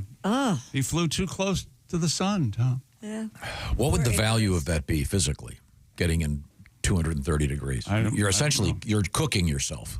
I don't know. What's an average sauna? I don't do saunas. 163 degrees, and you're supposed to go 11 minutes to 19 minutes for optimum. Oh, Is this a dry or steam? I do it every day. Is it dry or steam? Yeah, he knows dry that steam. because he read my book, Health Requirements at gyms across the United States. You should Pat, get a copy. do you wear a bathing suit in the sauna? Yeah. You do it every day, huh? Every day. Not down the raw, just a towel? It's all, it's men and women, and we're all in the swimsuits. Oh, really? And stuff, yeah. So nobody's naked then. No, gosh, no, not at our place. Okay. Yeah. Well, maybe. Do you put a sauna in your new place? Tom? No, I do That's not what have you a should have sauna. done. No, thank you. They're great Really? for you. Oh, no, thanks. What about a cold plunge pool? A cold ice plunge bath. pool. Haven't done that either. Do you have a bathtub? Yeah. I've never been in it, but there's a bathtub there. Okay. Now, you know, the ideal bathtub, you're supposed to be able to, for the ladies, you're supposed to be able to scrunch down, put your head back, and the water also covers your boobs. Oh, yeah. You know that? Oh, yeah. What? And I'm short Yeah. enough that I Wait, can lay now, completely out. It's explain nice. this, Christy, again. Yeah. When you lay down, I have a Talk neck slower. pillow. You put your neck on. Yeah, and they make special tub pillows. Yeah, exactly. And then the water covers you. Water covers everything, including Wait, your what boobs. about the breasts again? It covers your breasts. Oh. You ever see bubbles coming up? No, because I don't fart in the water. I didn't mean that way. I just farted. Why would I right have now. bubbles in my bathtub? Well, After a workout with, Are you talking about a queef? he's talking about the fun bubbles. God. Wait a minute, what do we call them? What are Fun bubbles? Front bubbles. What? Bubbles. What? I Say said it again. Front bubbles. Front bubbles. let's write a poem. Okay. Oh, boy. So anyway, we have in Brooklyn, New York, the sauna championships, but they're not doing it the old-fashioned way where two guys get cooked. So there's basically like someone who's in charge of your sauna? It's like a performance art. No, it's the- almost like a performance thing. No, it's like in interpretive dance, Yeah. but you're doing it in a sauna and people are watching. It's like a gymnastics routine. Yeah, it's like you can't even relax in a sauna. You have to be But entertained there. it sounds too. like there must be something about the fragrance. Apparently, you pour scented something on Well, top of the rocks. Aromatherapy, sure, that's important. Cover up at the ass smell. You've got to. And the competitors were judged on chakra. storytelling. I'm out. Yeah. No Yeah. kidding. Who stole my golden arm? Well, if you look at the crowd, it looks like, What? you know, younger fellas and gals that are. Oh, there are ladies in this thing? Oh yeah. Looking to swap? Well, there was a beautiful woman that was competing. She was all dressed up and yeah. She was wearing a cat suit. I Yeah, believe. kind of with. Like a cat suit. Yeah. Okay. Well, now we have time to explore more in the world of sports if you've Wouldn't got more you action. like to see Tom end up at a swingers party? No, it would be so freaked out. Just for the uncomfortableness that would come Just rolling. do a walkthrough. Just rolling off of it. I can't make it. My hazmat suit is at the dry cleaner. Oh my goodness, what's going on over here? Oh Lord. I didn't know you could do that. Hot enough here to keep the spirochetes alive. Okay. Stupid world record. The most expensive cheese has sold at auction. A prize-winning 5-pound chunk of cheese became the most expensive ever sold at auction. $42,000 at the annual cheese competition in Asturias, Spain. It was made with cow's milk, aged for 10 months in the Los Mazos Caves, which means the Mazos, at almost 5,000 feet above sea level. Guinness notes that for the same price of the record-breaking cheese, $42,000, you could buy a Rolex watch or a brand new convertible Mini Cooper. Ooh. Oh.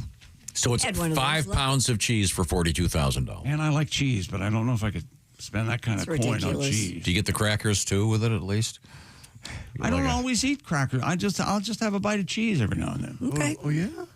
You can buy cheese squares, the pre-sealed cheese squares. Yeah. Did you ever go to the state fair the year that they did? They carved. Sure. My a sculpture of me and cheese. Yep. Oh really? Yeah, they did. They did Bob too. It was really. It was really well done. Glorious. Yeah. Mm-hmm. Yeah. You know how they do that? They take a block of cheese. Yeah. And they knock out all the parts that don't look like you. Yeah. So See, you're already in the So I'm already in the cheese, really. And it's just getting rid of the extraneous cheese. Have to find you. Yeah, they did all the world leaders. Oh yeah, they did them all. They had the president, then they had from Russia, of course, Mr. Putin, and then they had crackers right there, so you could have Putin on the Ritz. I see. Christy, your thoughts on that, John? I thought you were going to say. Jason just got up. He threw his hands in the air and walked out. At least you didn't say Brezhnev. Yeah. But no, Brezhnev on the Ritz wouldn't be as clever as Putin on the Ritz. Get it? Oh, we get it. It's Putin on the Ritz. You know, as a rule on the show, we don't like to say out loud, get it? What happened to that block of cheese? Did you save it? Did they give it to you at the end of the fair? Man, we was in here for a while. I thought it was in, and it became aromatic. Did it? If you know what I mean. Remember that? Yeah. What kind of cheese was it? Like a cheddar? Yeah, it was a yellow. It does. It did. I think it was cheddar. It was, but I mean, it was amazing. The artist that did that, incredibly talented. The Michelangelo of Gouda. Did you eat any of yourself? Sure. You ate some of yourself? Sure. Would you eat yourself, Christy? No. Andy, many. Want to take this? I spent many a Sunday afternoon curled up in the shower. I can tell you that. Trying to get to it. Okay. What's coming up? Is that our sports program? Iowa food they're offering this year, first time ever at the state fair. How do you feel about a chicken pickle ranch rocket? Yeah. How about a chocotater? Oh, yeah. Okay. Chocolate chip storm tornado. We'll find out what all those things mean from the O'Reilly Auto Parts Studios. This is the Bob and Tom Show.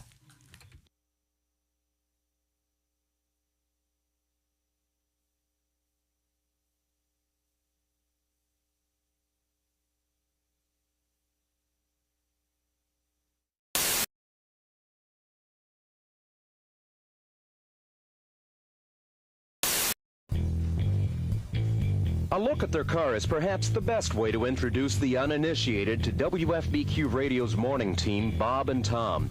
The pink and camouflage junker features 3 hood ornaments, a bowling trophy, the hind quarter of a horse, and a jar of tartar sauce that will have to be explained elsewhere. 295 Night Ranger when you close your eyes. It's 8:42. You're with Bob and Tom on a 2 for Tuesday. Good morning. Howdy. Great. Holmes.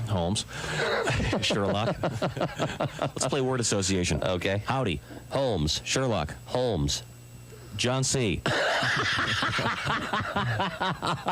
You're with Bob and Tom. Holmes. The human tripod. I see. Okay, I'm sorry, Bob. That's all right. From 6 a.m. and for the next 4 hours, Bob Kavoyan and Tom Griswold fill the airwaves with jokes and pranks that range from silly to hilarious and from bawdy to sick.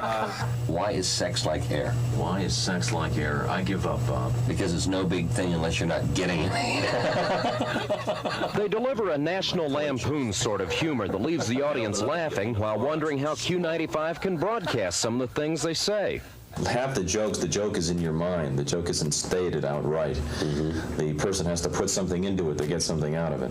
Yeah, they're fun and people like them. People enjoy them. They laugh at them. And there's an alternative. You can always change the channel. But people aren't. After 2 years on the air, Bob and Tom have taken Q95's morning show to the top of the volatile morning FM ratings. WFBQ is the third radio station the zany team has worked for. After 6 years together, they've got the routine down pat. Bob runs the audio control board, plays straight man, and provides the program's famous laugh. Amateur phylactics. Amazing concept, I think, and I think it's going to Tom sits in a mound of notes and papers to provide the program's often quoted jokes and many of its voices. Oh, hello, Mohandas. Hello, Bob. How are you? Oh, I am fine today. Hello, Tom. Hi, Mohandas. You look very good today. Thank you so much, Mohandas. Much of their banter is off the cuff, with an occasionally rehearsed punchline off mic during a song. Only if it makes you late for the ceremony. She's controversial. She's provocative. She's the famous sex therapist, Dr. Ruth Weisboner. Good morning, Dr. Ruth. Good morning, Tom. Good morning, Bob. Good morning, Dr. Their regular spoof on Dr. Ruth Westheimer features some of their more risque humor. Is it wrong to have sex before you're married? Is it wrong to have sex before you're married? Well, no, as long as you're not late for the wedding. Bob and Tom's task of filling 20 hours of airtime every week is made easier by several regular characters phoned in by people around town.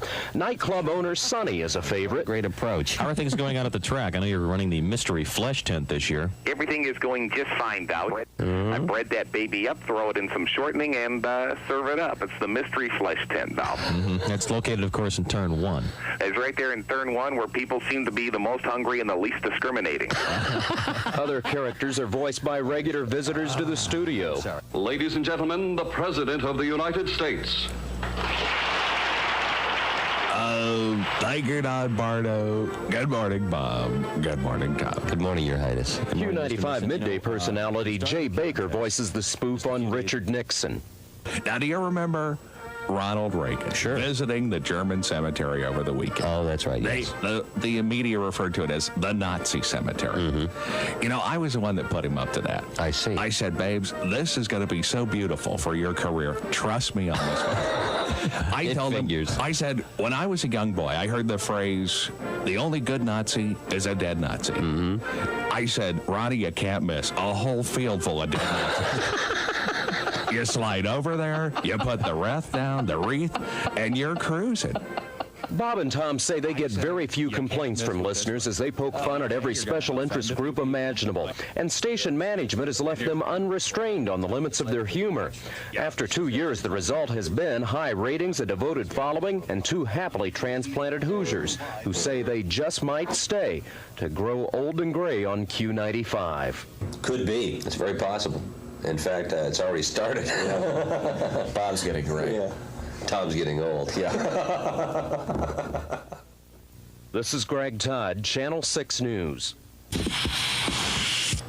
Oh, I feel so much better now. You know, Bob. Yes. I don't want to say that most of the women that you go out with have questionable morals or anything, but last night.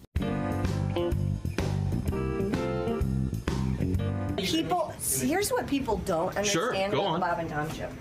I get to be the official greeter of our guests. Great. And I believe we do have a guest waiting in the green room. Sure. And I would like to greet officially our guest, Jim Gaffigan. Hi, how are you, Christy Lee? How are you? I'm good. It's so nice It's great to be you. here. Not set up or anything. You know. Oh, are you on you got your own reality show? I do. It's called Nobody Really Cares What Christy Lee Does Behind the Scenes, but we're going to show it to him anyway. Thank you, Jim. It's so good to see you. Okay, let's move. Let's show people what you eat back here, Christy. Oh, well, my favorite thing is right over here.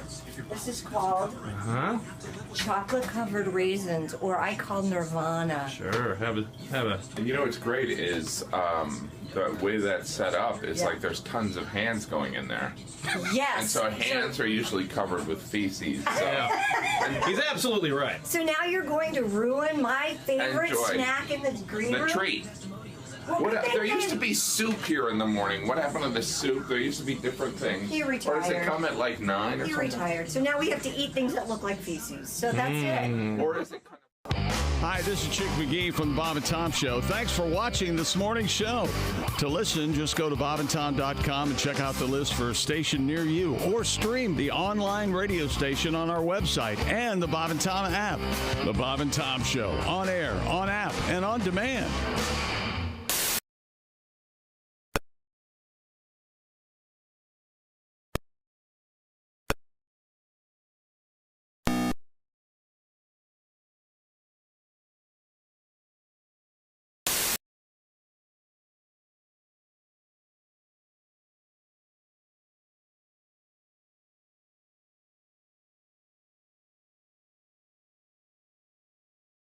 Community, a great show this Saturday. Hey, welcome back to the Bob and Tom Show. Jeff Oskey, Christy Lee, Pat Godwin, Ace Cosby. I got the jar. Who should I give it to? There's Tom Griswold. No, I got to reach in the jar. And okay, I'm reaching in the jar, and I'm supposed to use. Okay, so introduce me again. There's Tom Griswold. It says, "Who needs Josh?" Right? I'm missing him today. Yeah, I am too. I quit. Okay. We're in the O'Reilly Auto Parts Studios. Hello. All right. Well, thank you very much. I know we've been dealing with something resembling a sports broadcast. And what else, other information do you have over there for me? I have the Iowa State Fair returns August 7th through 17. 11 days of concerts, grandstand, animals, blue ribbons, sculpted butter cows, and brand new food. 67 new dishes will make their debut at the Iowa State Fair, including, give me a letter in the alphabet. C. Chocolate chip storm tornado, creamy vanilla ice cream blended with rich chocolate chips. That's pretty straightforward. Classic Korean corn dog. Skewered sausage and cheese stick coated in a sweet and savory batter topped with ketchup and mustard. Golden Korea dog. How about the crack? No, you mean like a hot dog. I mean, you say, isn't Korea famous for eating dog meat? Now, well, even Josh said they did do it. Yeah. Yeah. Kind of unfortunate. He worked there for a while. I'm not sure I would put Korean dog in there. Deep fried peanut butter and jelly with Nutella. Nutella, peanut butter, chocolate, and a homemade batter topped with powdered sugar and Nutella drizzle. How about that, Tom? No, thanks. Really? Not a Nutella fan. I don't like the Nutella. Son loves it. It's like the Miracle Whip of what Miracle Whip is to mayonnaise, which is no. I don't mind. Nutella's not bad at all. I don't mind Miracle Whip. Miracle Whip is amazing. Really? I don't know about amazing, but it's okay. I don't seek it out, but it's okay. It's got its. What's the difference? What's the difference between mayonnaise and a little more tang? Yeah, Miracle Whip. It's got a little bit of to it. Yeah, a little bit of giraffe piss in the taste of it. How about a high roller roll at the Iowa State Fair? That's a lobster roll topped with caviar and an edible gold leaf. Oh, you like the lobster roll, Tom? That might be good. Sounds pretty good. How about the Holy Doly? Holy Doly. 2 jumbo-sized chocolate and cream-filled cookies stuffed with a scoop of cookie and cream ice cream. Now we're talking. Cookie dough. This sounds good. There you go. No dog meat or anything. Hot Cheetos mozzarella corn dogs. It's just what it sounds like. Jalapeno pepper egg salad. Holy hell. Lobster biscuits and gravy. What the hell's a lobster deal, man? When I think lobster, I think Iowa. Yeah, that's what I was going to say. Oh, man. Smoked meatloaf platter. How about the sloppy dog? I want to get back to the meatloaf. Sloppy Joe. Oh, a blend of brisket, short rib, and ground chuck. Thank you. Come on. Grilled with cheddar blend of cheese, slow smoked and topped with house-made sweet and savory bourbon glaze. See, that sounds good. There's no Miracle Whip on it. Thin cut onion rings, cheesy potatoes. Okay, you don't have to read all the recipes. Do you will you do a cold meatloaf sandwich the next? Yes, delicious. Big fan. You like Big the cold fan. meat? Okay, I do. Do you make meatloaf? I haven't made it in years. I've got to. I'll make a meatloaf and bring it in. I'll make a meatloaf too. I love it. We used to have when we had the catering guy here. Oh, he made a good. He made a very nice meatloaf. Could we get his recipes? I want that. I want the mac and cheese. He's dead. What? He passed away? No, I'm kidding. He's dead? I just want to see the look on your face. And you didn't tell me? No, I would not have told you anyway. No, we don't. You're the one who's in charge of. He moved. Oh, the tetrazzini. Remember his tetrazzini? Oh, I do. Oh, God. I guess those are the salad days, huh? Yeah, they were. No salads. We had really good stuff. We had meatloaf, tetrazzini. Beef barley soup. Nice. Oh, my God. It was the best. Okay. Beef barley was really pretty good. Is it time to switch gears to go to the news desk? Let's switch gears and go to the news desk. Okay, it's the Silac and... Wait a minute. Would you like to hear a State Fair song? I would love to hear a State Fair song. It's a great State Fair. Pat Godwin. Now, by the way, I want to point something out real quick. Pat Godwin is going to be in the land of Florida, man.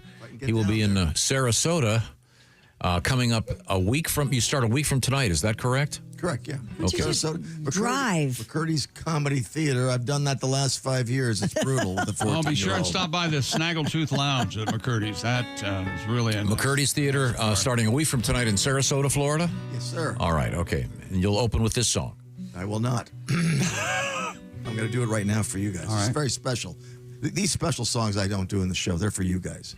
They have meanings, don't they? Are you going to your state fair? Elephant ears and Twinkies are fried. 7 goldfish, now there are 2. Last night 1 fish up and died. Chick, I took my love on a Ferris wheel ride. Sweet, sweet putty Rosemary was fine. She left me for the tattooed Carney. He made her Harney. She once was mine. He rhymed Carney and Harney. I like it. Thank you very much. That's nice. Well, worth it. Yes. Thank you. You like the State Fair? You go to the State Fairs? Of course. Really? Absolutely. Oh, well, you've got to go for the goldfish, right? And you'll be proud to know that the one that I have is now entering year 2. Really? He'll be 2 years old. And how big is it? About the size of your baby finger. Huh. And I've got him in this cylindrical tank. Nice. There were 2 of them. Oh, did one eat the other one? I don't know what happened to the other guy, but never forget, fish are cannibals. Oh, yeah. But Goldfish will eat other goldfish? Oh, yeah. Oh, yeah. But I've still got him, so I'm very pleased. What's his name? Oh, gosh. I hope You don't know your fish's name. I hope it's so inappropriate. We've had no. it 2 years. Is it Uncle Remus? Or? No, it's got a name. I'll have to wake up Hart and ask her. I don't remember. You don't remember the name of your daughter's goldfish? Oh, my gosh. You are a sad individual. Half birthdays and... Uh-oh. I'm sorry, I forget. It'll come to me, but... Okay, let's relax. Can you remember what it's based on? Or like a... Yeah, it's fish-like. Nemo. Goldilocks. Nemo. Yeah. No, but I remember it makes sense. It's, Mrs. Paul? No, that'd be a great name for a fish. Yeah. Mrs. Paul. That'd be a really good name. Yeah. I don't remember. You hold up. You Fishy? I hope Look what it's they like, did to your mother. put something like fishy. I don't want to wake anybody up and ask them. They may be sleeping. Jet lag, the whole thing. Let's go to the news desk with Christy Lee. What have you got, Christy? Being at Jets, the TSA will no longer require passengers to take their shoes off to pass through security. I'd like to thank Tom Griswold for bringing this change around. He didn't just complain. He became the change, okay? Homeland Security Secretary Kristi Noem stated that a pilot program showed the TSA had the equipment needed to keep airports and aircraft safe. When she had this press conference, she was standing out in the backyard. While allowing people to keep their shoes on. And her little mushroom hat. The new rule was effective immediately nationwide. She added that while shoe removal no longer is standard procedure, some travelers still may be asked to take off their footwear if they think additional layers of screening are necessary. Some travelers, Tom, that might be you. No, it depends. I mean, hey, go let them do it. That's fine. I don't care. I didn't mind taking my shoes off. I just wanted to know what we're supposed to do when I get there. Just tell me what you want. I think you were more upset that she was talking to you in a rude manner. Again, I couldn't understand what they wanted me to do. You got to put everything has to go in your suitcase. That includes my phone.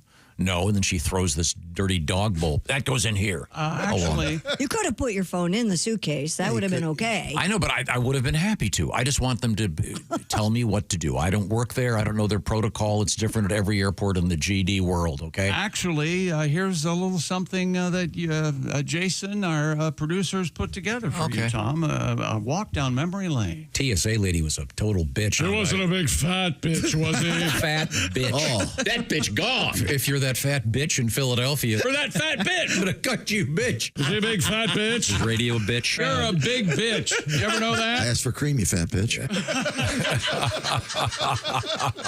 Don't forget the cream, you fat bitch. Well, wow. But, most of the people work there are great. It's hard work. I get it. Now, so this is a uniform all over the country. No more shoes off. At certain airports, that's It what I'm said getting. nationwide today. So I wanted to. Someone mentioned yesterday remember the guy that started this whole thing? Sure. Yeah. Do you remember his name? Yeah, I looked it up because it was there was a photograph of him I saw on the news last night. Great. This guy, one look and you go, Yeah, 2006, Richard Reed. So you one look at this guy, you know this guy's trouble. Probable cause. Richard Reed, known as the Shoe Bomber, is in federal prison right now. He's at the Supermax facility in Colorado. Oh, that's a nice one. Oh, that's Supermax. Nice one. He attempted to detonate explosives sewn into his shoes aboard a flight from Paris to Miami in 2001. He pleaded guilty to 8 terrorism-related charges. He's serving 3 consecutive life terms plus 110 years without parole. Man. Good. He spends 23 hours a day in solitary confinement. Good. I hope they make him take off his shoes every time he has to go in and out. Yeah. Just that one guy. But I get it. I mean, I understand they have to scan. They've got different machines than they used to have. Pretty soon it's going to be you just walk right through with everything that they say. It'll be the same thing like at a grocery store. You just take your cart and walk right through it. It'll know what everything is. That's what I do now. Have you ever gotten to look Have you ever gotten to look at the screens when they're going through? I mean, every now and then you can catch a really good look. It's seeing right through them in full color. It's amazing. But it's an art form to know what that stuff is. I totally get that. It's like when you get that ultrasound with a pregnant woman. Mm-hmm. Oh, yeah. And you see it looks like you're in a creek full of mud and you can't see anything. And they go, well, as you can see here, you've got your gallbladder. Right behind that is the sphincter. And then over here is the... That's the penis. Would you like to know what boy or girl? Well, when you're going through and like you look over and you can see what the scanner's seen, like in the suitcase, everything looks like a bomb to me. Yeah. Like all looks winding cables and I'm like, how do you even know? Well, that's the art. I certainly appreciate I always like to take a portable, like a Bluetooth speaker, because, I take my music with me and, I like to entertain, various women in various places. And I always wonder, why don't they stop? Because this has wires and it looks like a little square thing. I'm like, well, that's electronics. Pull him over and beat him. Yeah, that's what I'd do. But they don't. They know the difference. Well, it'll be nice to know. No more shoes off. Nope. Good to know. Now, what's coming up in the news, Christy Lee? Well, if you're traveling to Greece, we have some bad news for you. We have a hiker saved by a Chihuahua. Yes, I said Chihuahua. A Chihuahua dragged a hiker out of the woods. Is that what you're trying to say? Did he have a little tiny little barrel hanging like from his little tiny tequila? Yeah, this better be a superhuman Chihuahua. Okay. And Spermadine in the news today. Big fan. Spermadine. Yes. You take the Spermadine. It's a great compound, yes. Do you take it straight from the tap? No. Or do you make your own? Wear goggles. We're coming right back to the O'Reilly Auto Parts Studios. This is the Bob and Tom Show.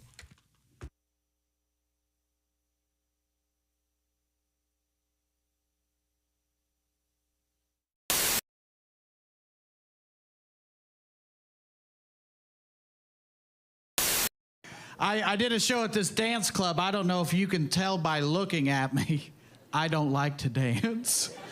The lady running the show, she was like, why don't you shake what your mama gave you? I was like, I don't know how I'm supposed to shake scoliosis and a low self-esteem, but there were black lights everywhere in that venue, on stage and backstage where I'm standing.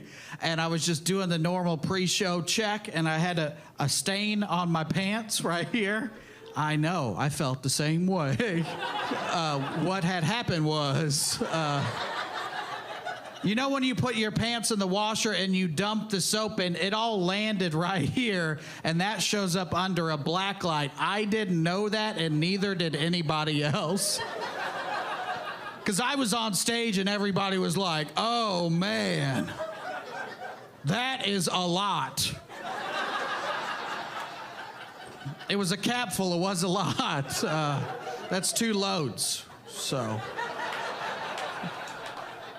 If you think that's a dirty joke, it's because you're a dirty person. It's a laundry joke, it's a clean joke, so. I was part of the team that launched the first low salt, low sugar peanut butter into the category. It was called Simply Jif. It was targeted towards diabetics. I wanted to call it Type 2 peanut goo, but yeah, of course you don't feel good, Greg. You ate an entire rotisserie chicken at 11:30 at night. You shoved the whole thing in your fat face in 6 minutes, Greg. I think you ate the rubber band that holds a legs together. I mean, come on. My birth certificate? That document is 54 years old. I also don't have the Declaration of Independence. Because I don't know if you've ever seen an organic peanut butter kid go off the deep end. It is not pretty. Okay, these kids, they spend 18 years eating it, then they go off to college. They have one bite of a Jif sandwich. 6 weeks later, they're passed out on a park bench with Nutter Butters all over their face.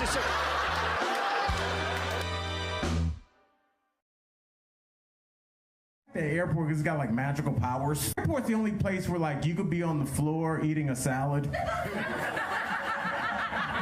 and somebody will come up to you and ask you to watch their most precious things. You know, like, can you watch my bag and my kid?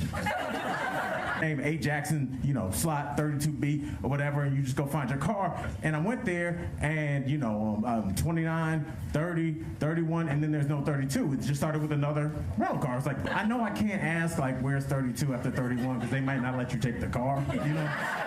Eventually, I went and asked. I was like, "Hey, ma'am, there's no 32.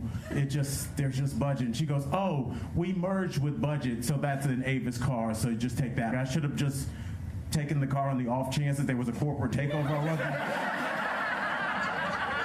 And then maybe drive to somebody's house and break in and go to bed and hope it's an Airbnb. What are you talking about? Like, the Olympics are my favorite 4 years because they give that stat every 4 years about how many condoms they hand out at Olympic Village. This year we gave away 618,000 condoms at Olympic Village, and every time I hear that stat, I'm like, why? Those are our best people.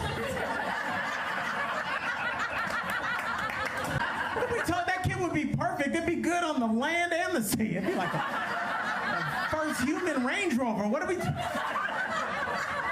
How about we start handing out condoms at Storage Wars meet and greets?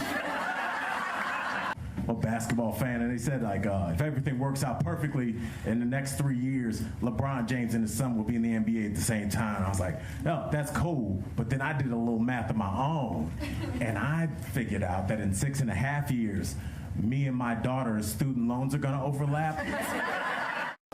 Hi, this is Chick McGee from the Bob and Tom Show. Thanks for watching this morning's show.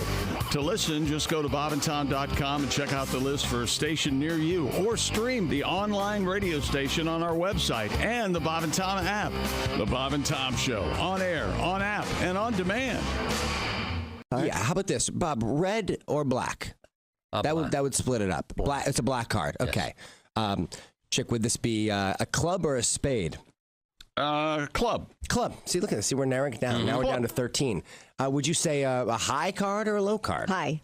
High club. That'd be like 7 and up. All right, Tom. Yes.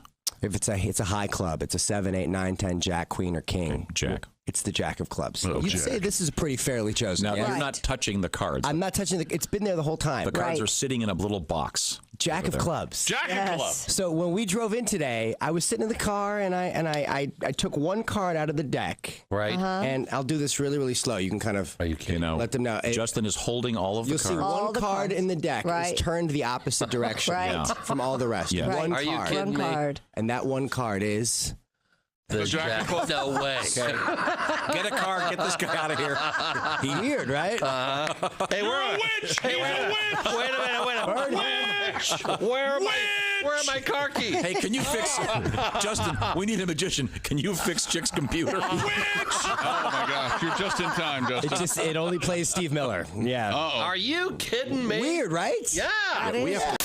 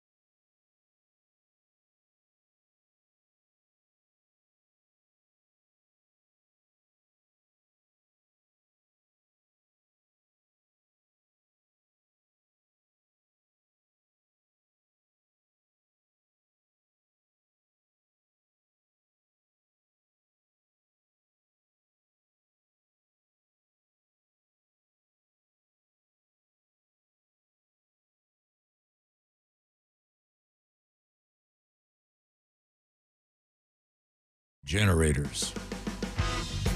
Welcome back to the Bob and Tom Show. Christy Lee at the Silac Insurance News Desk.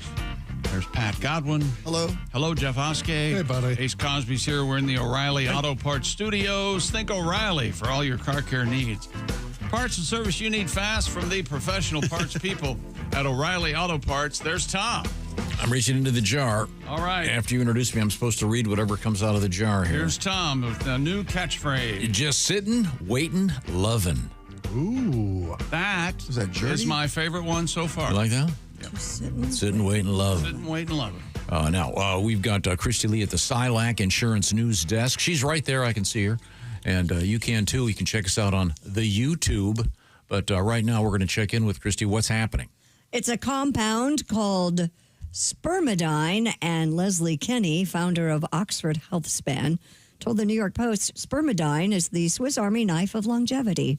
Spermadine has shown promise in improving brain health, immunity, cardiovascular resilience, and overall appearance. Researchers say Spermadine activates a process that recycles damaged cell parts. The naturally occurring compound can be found in, anyone? Sperm. Thank you. As the name suggests, as well as breast milk and certain foods like wheat germ, soybeans, mature cheeses, mushrooms, and peas. Studies have linked Spermadine to better brain health, improved fertility, and heart function, among several other benefits. Doesn't it sound fake? The name? Yes. It sounds like a made-up company. Yeah, it sounds like we just had the best quarter ever here at Spermadine, and congratulations to all our partners. We don't call them employees; we call them partners. Thank you for sending all of your samples to us here at Spermadine. But Pat, you say you taking this stuff? Yeah, it's one of the maybe 6 or 7 supplements I take. It's a great compound. Yeah, mine's plant-based, I hope. Plant-based sperm. Spermadine, it's called. Spermadine also comes from plants, Christy. Plants have sex lives too. I don't know. The Spermadine, do you rub it on, or is it a topical? It's just a pill you take. Because I did be like, I've got jizz hands. It's like jazz hands, but different. Oh yeah, grosser. We totally got it. I got the name Spermadine. What is it? So it's supposed to make you look younger? Is that the deal? No, it's a longevity drug. Dr. David Sinclair, who's in charge at Harvard, that's one of his favorite supplements. Yeah, resveratrol, Spermadine. So how big are the pills? How big are the pills? It's a typical pill, like that big. Yeah. Are they white? The black ones are huge. They're like this big. Kind of like what you wanted. Kind of like iodine. Hey. Yeah, I should have jumped in here far earlier. Hang on a second.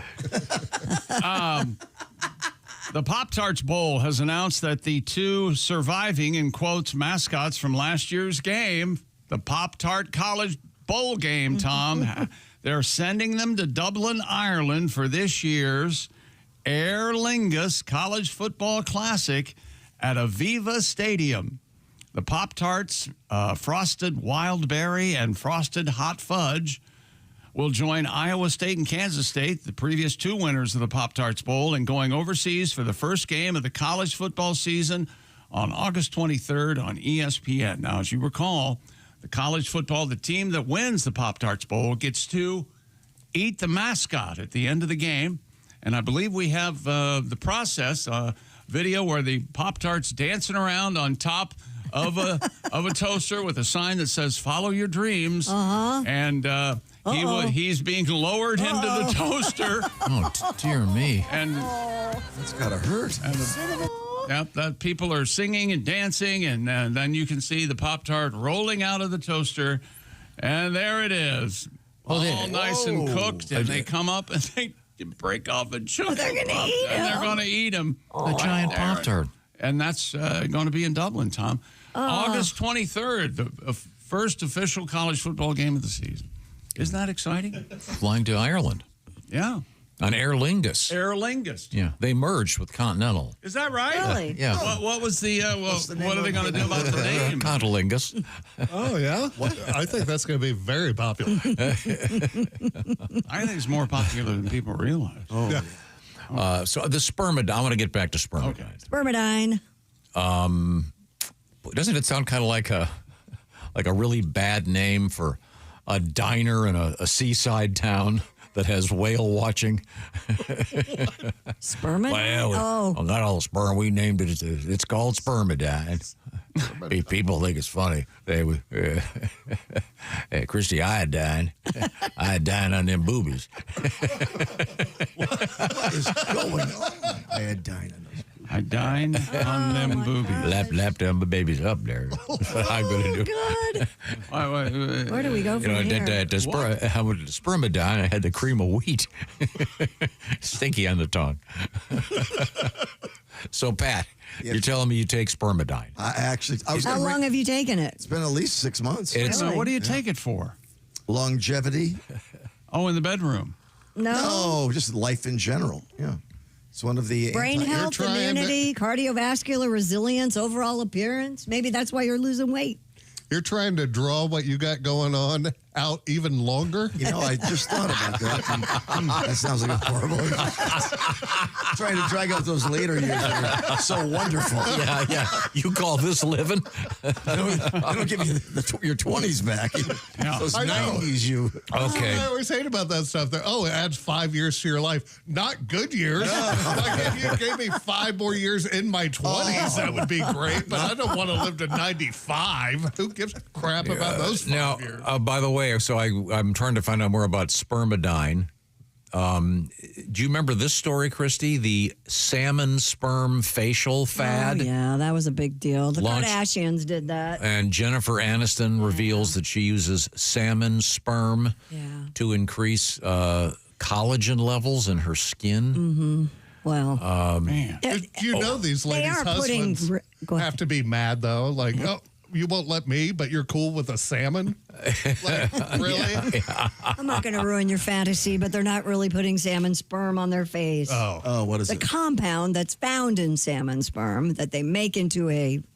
I see. Yeah. This says another exotic aging treatment has people injecting salmon sperm into their skin. Yes, but it's not like the... Never mind. I'm not going to... You don't have a bunch of roe that you're rubbing around on your... Right. An injection under each eye, 5 shots on each side of the face, and 5 injections on the hands, on the hands, according to Dr. McDonough, apparently. Is it the hands give you away? Oh, yeah. Yeah, the hands, yeah. Don't you remember that? What was that, Ivory soap or something? That was a commercial. Mother and daughter. Who was older? Yeah. Yeah, who was Tell by their hands. Yeah, and then John Fox used to say, "Whip those boobs out. I'll tell you who's older." That's why a lot of older women wear gloves. Have you ever noticed that? Yeah. This is like a Japanese technique. The you know what? Salmon thing. I think you're right. Something with koi over there or something. They do that. But put your feet in a pool of koi and they eat. Oh, they're not koi. They're like these little minnowy looking. Yeah, and that's not legal. That's not legal here in the United States. So There's a video going around of somebody doing that, and they put their feet in, and like 2 minutes later, all the fish are floating. Oh. Oh, that has to be fake. That's right. That's funny, though. But didn't you hear that Jeff's argument for a woman to tell the woman, hey, how about it, baby, is like you'll take salmon spooge on your face, but you won't have mine. Is that what you said? That's what he's saying. You hear what he said? I said it a little bit more delicately. Oh, well, did you? I saw it. Okay. Salmon bukkake over there. Time to move forward here. What's coming up in the news? You know what's coming up, Christy? We got to do Today in History. Because it's an exciting day in history, so remind me to get to that when we come back. Right now, The Bob and Tom Show, sponsored by BetterHelp. Workplace stress got you down, perhaps, or just in general, you want to get some more light in your life. Well, that's where therapy comes in. We've talked about how Jim Mercer used to always say, kick the stigma. It's important to seek counsel on occasion, to talk to professionals in the world of mental health, and don't be discouraged from doing that. And one of the easiest ways to do it now is courtesy of BetterHelp. BetterHelp can help you access therapy in a much easier manner because the therapy's done online. So you could be wherever you want to be on your smartphone or at your desk with a laptop computer, whatever works for you. And I should point this out. The largest online therapy provider in the world is BetterHelp. Get all the information at BetterHelp.com. I recommend going to BetterHelp.com/BT Show in order to save 10% on the first month. And the way it works is they have some 30,000 plus therapists working, and they've served over 5 million people globally. So it's a big group, and you could be part of it if you've been thinking about perhaps maybe talking to a mental health professional. And by the way, this is kind of interesting. BetterHelp has an App Store rating of 4.9 out of 5. With almost 2 million reviews already. So it's pretty clear that it is helping a lot of people. So you can be part of that. Check out the largest online therapy provider, BetterHelp, and get access to mental health professionals. By the way, they have quite an array of specialties, and you'll be hooked up with one, and you can switch, by the way, therapists anytime, no additional fees are involved. So unwind from all those work stresses with BetterHelp. Bob and Tom Show listeners, 10% off at BetterHelp.com/BT Show. That's BetterHelp, H-E-L-P, BetterHelp.com/BT Show. Coming up, a history lesson for you and a bizarre story about fashions in the world of chimpanzees. Did you know that they have fads? They can follow that chimps actually have fads, just the way we people do. Is that right? Yeah, this is really interesting. And it involves, you'll see. Okay. One of my favorite topics. We are in the O'Reilly Auto Parts Studios. This is the Bob and Tom Show.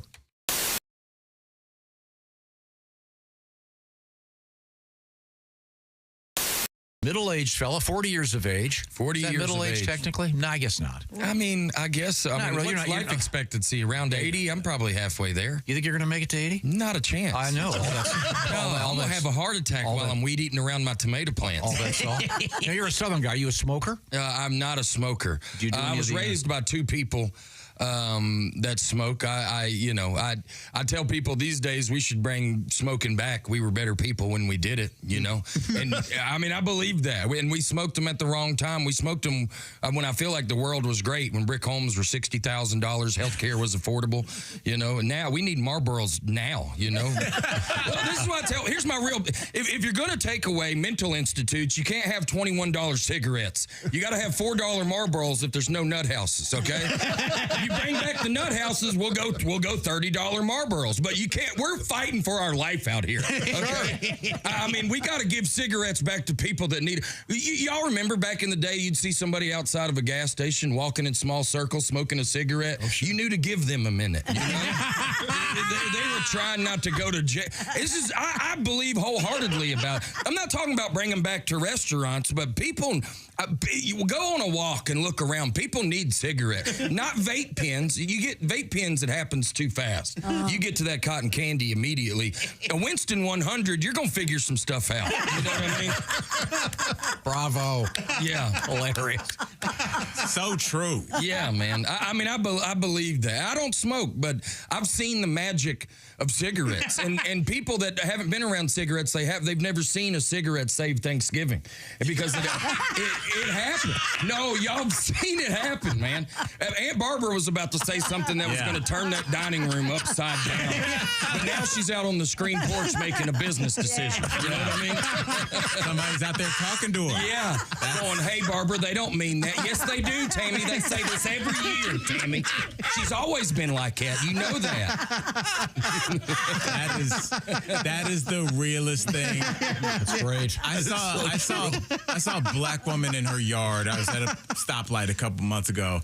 I saw this black woman in her yard in a house dress. She was watering her grass and smoking a cig at like 9 in the morning. And I was like, that is the most relaxed human being. I just stared at her in awe. The realest thing. All the things we worry about, and my wife, and I got a text, and next morning she was just like out there smoking a cig, watering her grass. She's ready for anything the world has to offer that day. I was so jealous of her.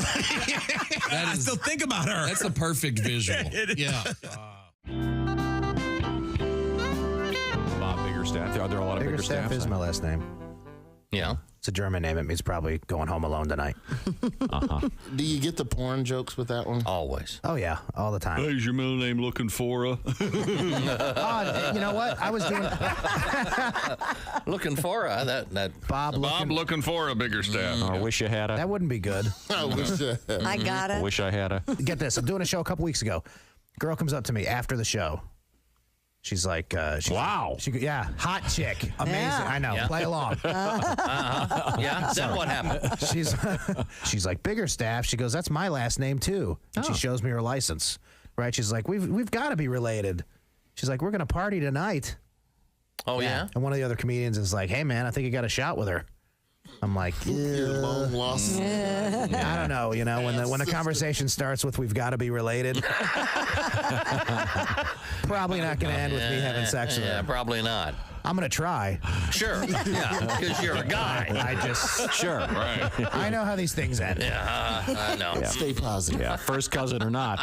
Yeah, that's a myth. Yeah. Oh yeah. Now, Roy Wood Jr., you are a junior, obviously. Yes. When you went into showbiz in the beginning, you had the option of going with Roy Wood or going with the Roy Wood Jr. I started in '98, and that was like the back end of the Def Jam boom and the comic view boom for black comedy. So every black comic was named after food or their name was a verb. Yeah. Give it up for tripping. Like, tripping? Tripping. You know he be tripping. If I trip, then I'm tripping. Yeah. Give it up for Slappy. Like I didn't want to be that. Wow. I'm not Slappy Wood Jr. I often give it up for Slappy. Come on, Slappy Wood. And I mean, Slappy Wood. Yes. So all those. Speaking of porn names. Hi, this is Chick McGee from the Bob and Tom Show. Thanks for watching this morning's show. To listen, just go to bobandtom.com and check out the list for a station near you, or stream the online radio station on our website and the Bob and Tom app. The Bob and Tom Show, on air, on app, and on demand. Can't help but notice we're joined by Mr. Michael McDonald, who has a terrific book out. And, Yeah. He's on Mr. Michael McDonald. Is it true you have a clip on Pornhub? You can do me, I'm your stepbrother. Oh, Michael, I can't believe you're That's just awful. really doing that. That's awful. A great book called If That's What It Takes, and now we'll never talk to him. Now, Michael, you're also, from what I understand, using a teleprompter at your concerts? I keep forgetting words to all my songs. Hey, welcome back to the Bob and Tom Show. We're in the O'Reilly Auto Parts Studios. There's Christy Lee. Hello. Pat Godwin. Hi, Chick. There's Jeff Oskey. That's right. Ace Cosby. I'm Chick McGee. Hello, Tom. How are you, buddy? You have a... Here, Jeff, take the bowl. I want you to introduce Jeff, get some pizzazz out of him. Fish bowl. He's got the intro Right. intro responses in a jar. Reach in there. Go ahead. You can introduce him again. Here's Jeff Oskey. Let's get poppin'. What about let's get poppin'? No. No, pick another one. All right. And here's Jeff Oskey. You got this. What, is your hand stuck in the cookie jar? Well, tight. Introduce me again. Here's Jeff Oskey. Straight up reppin'. Oh, that's straight up repping like that. Oh, that's nice. That's all right. Represent, as they say. Yeah. They said 30 years ago. Represent, right? Straight up rap. I guess. That was a big hip hop thing. What? Are you telling me about a big hip hop thing? Oh yeah. Okay. Get all our hip hop. Out of nowhere, they would just say represent. Okay, represent what? They just say word. Out of nowhere. Remember, they just say word. Yeah. Remember when they just said word? Yes. Remember that? Amazingly inarticulate, really. Are you going to entertain us with history right now? I could, or we could do. I know Pat's been working on the song. Okay, I gotta find it. Give me a second. July 9. Oh, it's my buddy David's birthday. July 9. My oldest and dear, one of my oldest friends. Happy birthday, David. Yeah, way to go, Dave. Do you want me to start with birthdays then? You could do that. If Okay. These are good. We got some good ones here. Happy birthday, Elias Howe, of course. The inventor of the sewing machine. Very important invention. It wasn't Elias. That was Steven Singer. Singer? That doesn't From make Steven any Singer sense. Jewelers? Yeah. I think you got hold of some bad info there. Correct. I miss Steven. We're going to be talking to him again soon. I love this guy. The very fine actor, Brian Dennehy. He was the bartender in, what was it, in 10? Is that right? No? 10? He was Willie Loman. Yeah. Was he? Yeah. Very I know good who actor. Brian Dennehy is, but I don't remember him being in 10, but I don't remember that movie. He was the he was the dad. Remember, had the great line. He's incommunicado, and you go, where the hell's that? Or, Mexico. Bon Scott from AC/DC. Oh yeah, the good years. Yeah. Oh no! You think so? I know so. You don't miss Bon Scott? Instead of Brian Johnson. Well, I don't know how to take that. I don't like that. Any of these guys? Do we have anybody that's alive here? 1947, Mitch Mitchell. You know who that was, Christy Lee? Mitch Mitchell? Yeah, Ace knows. What kind of a parent would name the last name Mitchell? They could call him Mitch. It's probably a nickname. Oh, okay. Who is it? Is it Go ahead. drummer from Hendrix? Yes. Excellent drummer. Let's see now. No, I don't want to talk about that guy. Jim Kerr's birthday today. I know that from Simple Minds. I like him. Who? Jim Croce? Kerr. Kerr. Wasn't he married to Chrissy yes, Hines? he was, yeah. Mm-hmm. Remember Chrissy Hines' most prominent foot? Size 12 foot. Oh, my gosh. Is that true? Maybe 13. Are you serious? She's special. You can you can't knock her down. She's got brass in pocket. That's Thank you, right. Wace. Happy birthday, Tom Hanks. Kind of balancing out the other birthday today. OJ. I skipped over that one. Well, you got the good and the bad. I guess he got his, right? Finally. Okay. Now, also in history, now we have some important events. Catherine the Great seizes control of Russia from Peter III. Really? Go ahead. Go ahead. What? Go ahead. Do your little jokes. Oh no, Catherine the Great. No, that never happened. It did not happen. And what year was that? How does things like the Richard Gere gerbil thing or Catherine the Great mounting a horse? Well, that was made up by jealous people or jealous women at the time, right, Christy? I don't know. I'm sure that's probably true. Okay, now I couldn't watch that miniseries. This is really odd. In 1869, the corncob pipe was invented. I mean, how do they? I know that. How much of an invention is that? But what's weird is then in 1878, a year later, the corncob pipe patented and improved by Henry Tibby. A better corncob pipe. It's my understanding it had a carburetor like your bong, Jeff. Oh, well, that would make it a little bit better. For a smoother drag. Alan was just explaining to me how the bongs work. I didn't understand. What? I think, especially my generation, like kids my age had corncob pipes. You would get it like, I don't know, fairs or whatever. Right. So Oh, yeah. I think people friends of mine tried to smoke pot for the first time with a corncob pipe. Yeah? It's not for pot smoking. No? No, I think it's like a leaf tobacco smoking. But I was trying to figure out Why doesn't the cob burn? Do they make a corncob bong? I I'm going to, when I leave here now, I'm going to try one. On the way home, I'll grab a stalk. Remember take the corn off. I think you have to do that. That's part of the thing. Didn't they have a bubble pipe for kids? They put bubble. Oh yeah. And blow had a pipe and blow bubbles out of it. Fun. Yeah, those were great. Teaching how to smoke. And we got on the topic of bongs not too long ago. I did a little research. There are bongs that cost thousands and thousands of dollars. Oh yeah, sure. And there are bongs that are more than a story tall. Yeah. Yeah, they have them. You'll see them at like fraternities where like somebody will be down on the ground lighting it and somebody in the upstairs windows leaning out hitting it.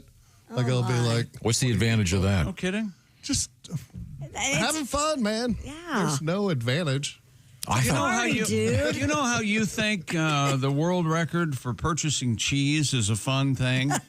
It's amazing and fascinating. There are people that think smoking out of a story-high bong is fun. Do you remember being 22 at all? Oh, sure. I just never had a 16-story bong or whatever it was.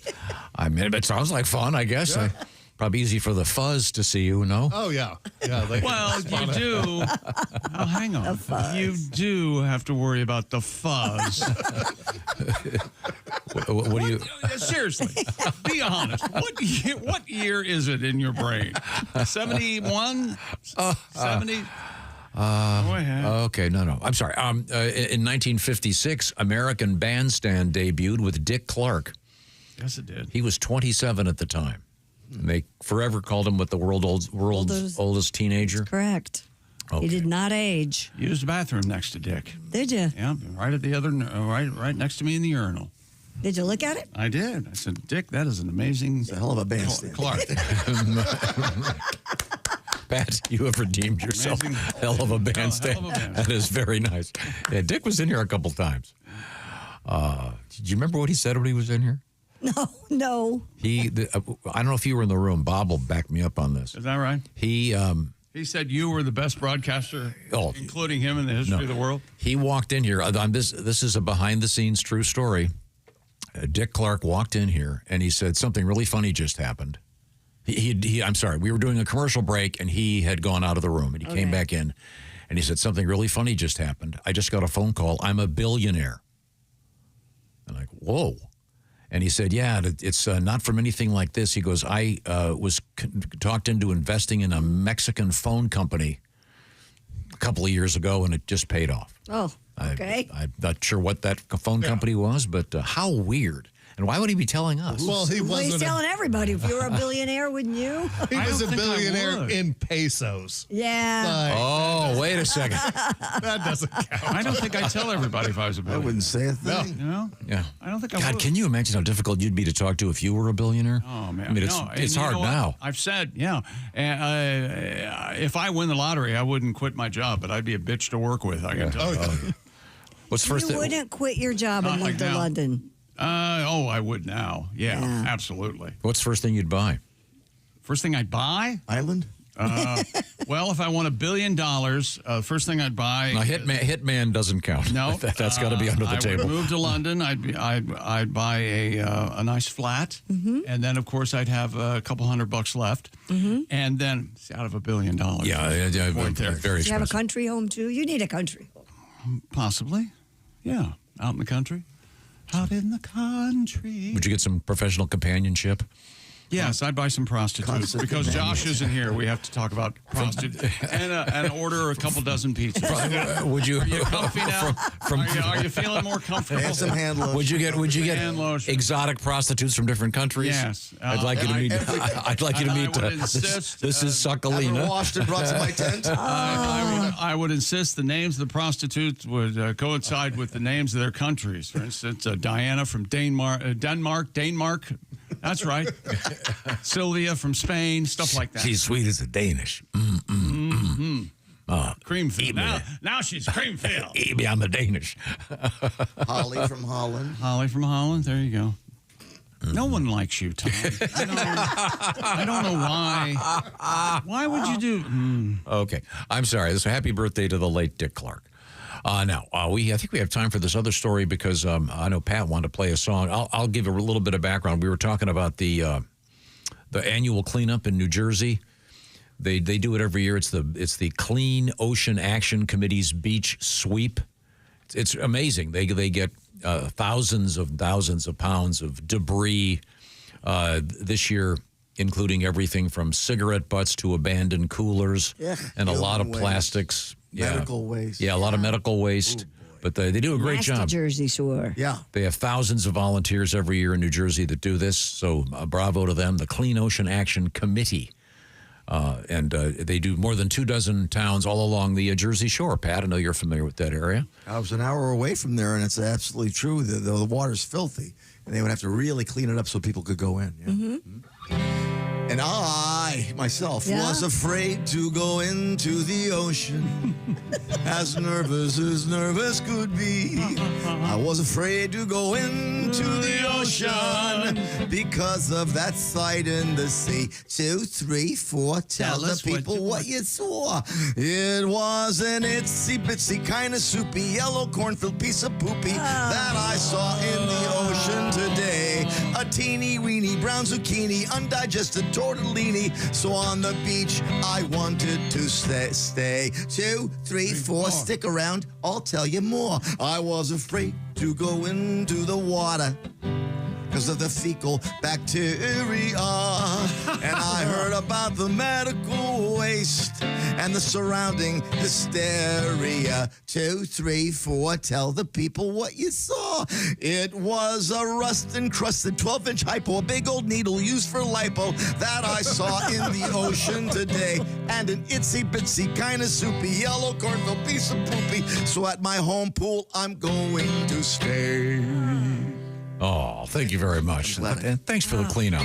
What's coming up in the news, Christy Lee? Coming up, we have a hiker saved by a Chihuahua. We have a guy with pythons in his pants. A closed circuit to my friend PJ, the cop. Hello to your new doggy, Pippi. What? Huh? What? Pippi the Chihuahua. I met him last night. A great dog. Little Chihuahua. Because we got Chihuahuas coming up in the news. Yeah, but whose dog is it? The other PJ, not that PJ. Oh, I was going to say. Can you imagine? I just stopped the show. If one of us. I met Talk to someone else. You're just free thinking. Now it's just coming out of your mouth. No, I think it's important to acknowledge that a brand new iguana. We got a new dog in the world. Fred at McDonald's, thank you for the hand. Cute little doggy. I appreciate it. I'd rather say hi to him than that fat babe at the Philadelphia airport. Let's check in with Chick McGee. What's going on over there? I've asked myself that many times. Simply Safe brings you what? Peace of mind. That's right. True security means Simply Safe, a system that works to prevent that break-in from ever happening in the first place. That's why I trust Simply Safe to my compound. And we use Simply Safe here at the Bob and Tom Studios. And most security systems only take action after somebody already breaks in, and that is way too late. Simply Safe has Active Guard outdoor protection that helps stop break-ins before they happen. They have AI-powered cameras, live monitoring agents that detect suspicious activity around your property. If someone's lurking, agents talk to them in real time, can turn on spotlights, can call the police, proactively deterring crime before it starts. No contracts, no hidden fees, and ranked #1 in customer service by Newsweek and USA Today. Monitoring plans start around $1 a day.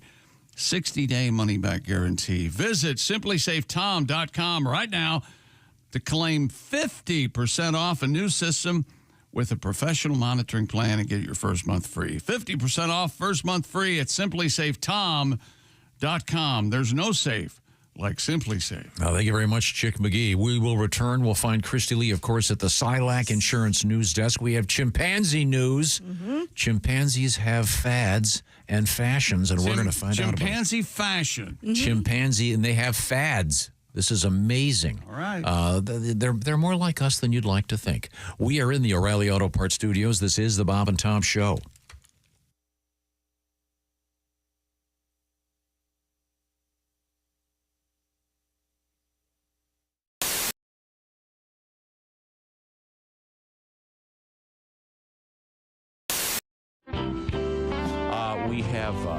We have Etta May in the studio with us. Etta May is the mother of several. What is the official count now? 4. Okay, great. Not counting my husband. Yeah. You're done, right? Thank you. My oldest boy, Bud, is 17, and then Corona, she is 16, and Miller is 13, and then Jack is 8. There's a theme there. Well, no, trust me, after the third one, I had graduated to hard liquor. Understood. It helps. And Jack is just a dream. Is he? My little 8-year-old. Yeah. He started kindergarten this year, so we're very He's 8? Wow. Yeah. Chick, take you back, doesn't Yes, it does. Yeah. That kid's huge. Nothing like being 20 during your senior year in high school. You're popular. Yeah. You can drive and Drinking. Oh, yeah. Okay. Drive your buddies around. Yeah. So we're very proud of him. And my 17-year-old is problems are arising. And I'm seeing flags. Let's put it down. The other day he walked in the house. He had pierced his bottom lip. Ooh. Jeez. And tried to hide it from me. It's like, you know what? Be a man. Own it. Mm-hmm. Don't hide it. And it's, it's like, hello, you got a spike sticking out your bottom lip. Man up. I might notice that at breakfast when Cheerios keep getting hung up on it. Yeah, my son, for his graduating class, now looks like a ring toss game. Okay? Yeah, he tries to hide it, and it's like, hey, Mom, I'm gonna go to my room, okay? And it's like, come here, what's the matter with you? Why are you talking? Come here. And I said, put your hand down. And it's like, oh, honey, what did you do? And I said, did that hurt going in? Did it hurt coming out? Oh. Hey, any holes be put in my kid's head, I'll do it. The problem is the kid he runs with. That's the bad influence. This kid has so many piercings, he looks like he was attacked by a nail gun, okay? Somebody from Home Depot did a drive-by on him. I mean, I call him Tackle Box. Sounds attractive. Oh, yeah. Gunner, you can take him fishing. Really? He's got a couple fish hooks right here. Oh, yeah. About 13 lures in his ear, a couple sinkers coming out of his nose. It's convenient, yeah. The kid can't even walk past my refrigerator without all the magnets going.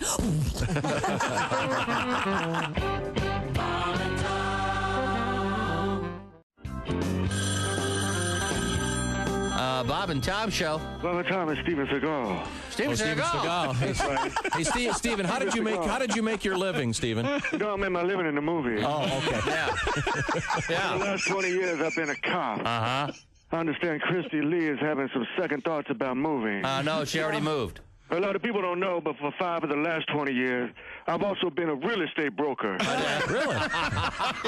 We had no idea. I love open houses, man.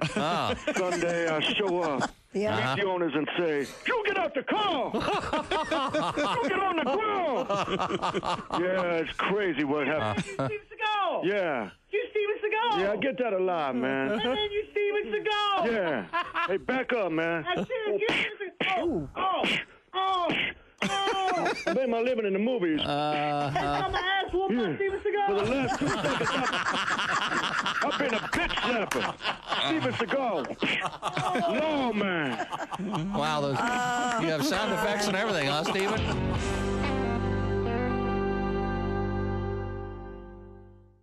Hi, everybody. Christy Lee from The Bob and Tom Show. Miss some of the show? Become a Bob and Tom VIP and subscribe to the audio and video podcasts. The Bob and Tom Show, on air, on app, and on demand. Brian Johnson, first, the lead singer of AC/DC. For those of you who never heard him, he's like a pirate. Yeah. We're going to have a good time tonight, right? Hey, matey, we're going to roast up shore and give him a nice concert for a good hour and a half. And he could like it. Yeah. He goes... That's what it sounds like. He comes and he goes, Jimmy, me son, I'm somewhere in Europe, and someone said that there's a guy named Jimmy Brewer doing hokey pokey. Because I challenge you to come up on stage with me at the show I'm doing. Oh, my God. Yeah, sounds amazing. Right? Sounds amazing. Right. We're at a club, and he's doing a benefit. And so some of the guys from AC/DC and Deep Purple and all this jazz. And Brian Johnson goes up on stage, and we rehearse for about an hour. He's like, okay, I'm going to go out, and I'm going to bring you out. And like, are they going to like this? Oh, they're going to love it. They're going to love it. They're going to love it. Uh-huh. I said, okay. All right. Well, when do I know to go? The guy will come and he come and get you, and you'll be on the side of the stage. He come and get you. All right. So I'm on the side of the stage, and I get engulfed in the show. Lights go down. The first song. Oh, yeah. Oh, wow. They're playing Shoot the Thrill. Get the plate. The floor is rocking. Next song. Back in black. Wow. Chicks are now climbing men's shoulders. I want a better view. Third song, it's silent for like an hour, for about 3 minutes, and then the bongs of the bell. Bong, bong, they're playing house bells. Place is ready to riot. And the guy comes and gets me, and he's like, all right, kid, get on the side of the stage. Hokey pokey right after hell's bells. All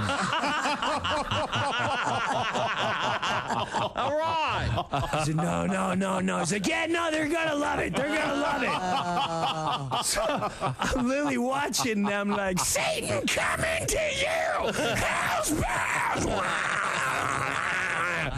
Like, there's no way that puts your left foot in, your left foot out is gonna go up. Oh my God.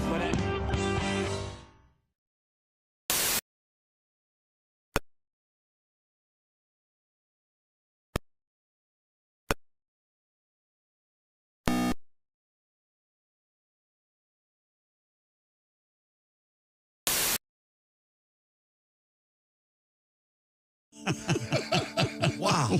Welcome back to the Bob and Tom Show. Pat Godwin, Jeff Oskey, Christy Lee, Ace Cosby. We're in the O'Reilly Auto Parts Studios. Think O'Reilly Auto Parts for all your car care needs. Get the parts and service you need fast from the professional parts people at O'Reilly Auto Parts. I'm Chick. Hello, Tom. Hello, Chick McGee. Yes, sir. And have we emptied the jar of responses? Yeah, we didn't play in the right order that Jason had it figured out, so we're out of responses. Okay, so we got pulled? Okay. Well, we tried. What was your favorite one? Sort of. Oh, wait, this one. This was in the jar. How about Yabba Dabba Don't? Yeah. This was the first one. Is it hot in here? So you're introduced. Oh, that's right. Go ahead, introduce me. Here's Tom. Is it hot in here, or is it just Christy on the toilet? It doesn't say on the toilet. It does say. No, you're supposed to add on the toilet. Yeah, add that. Yeah. He's right.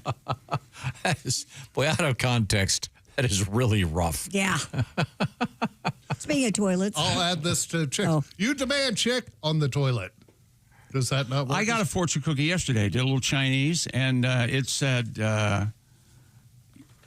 tomorrow is you lucky day. I don't think they understood English. On the toilet? Yeah, but look what you get to look forward to. Today's your lucky day. Oh, yeah. Well, this is it. You've been experiencing it. How's it going so far? No. Okay. It's you lucky day. Turns out not bad, but you lucky day. Speaking of the toilet, a growing number of members of Generation Z, typically defined as people born between the ages of 1997 and 2012, my kids' ages, are embracing a quiet trend. Sorry. Embracing a quiet trend known as bathroom camping. The practice involves spending time in a bathroom not for its intended purpose, but simply to take a break from overstimulation. Participants say it provides a rare moment of solitude in an otherwise chaotic environment. The trend has gained traction on platforms like TikTok, where one user commented, quote, I go to the bathroom at work like 11 times a day to stand in there. Another user. Oh, you aren't a bathroom camper. You're a horrible employee. So, just for some solitude, they go into a public bathroom? Well, this one's at work, so I would call that a public one. Another user who referred to themselves as a longtime restroom camper described the experience as calming, adding, quote, there's nothing going on in the bathroom. It's just straight me and me.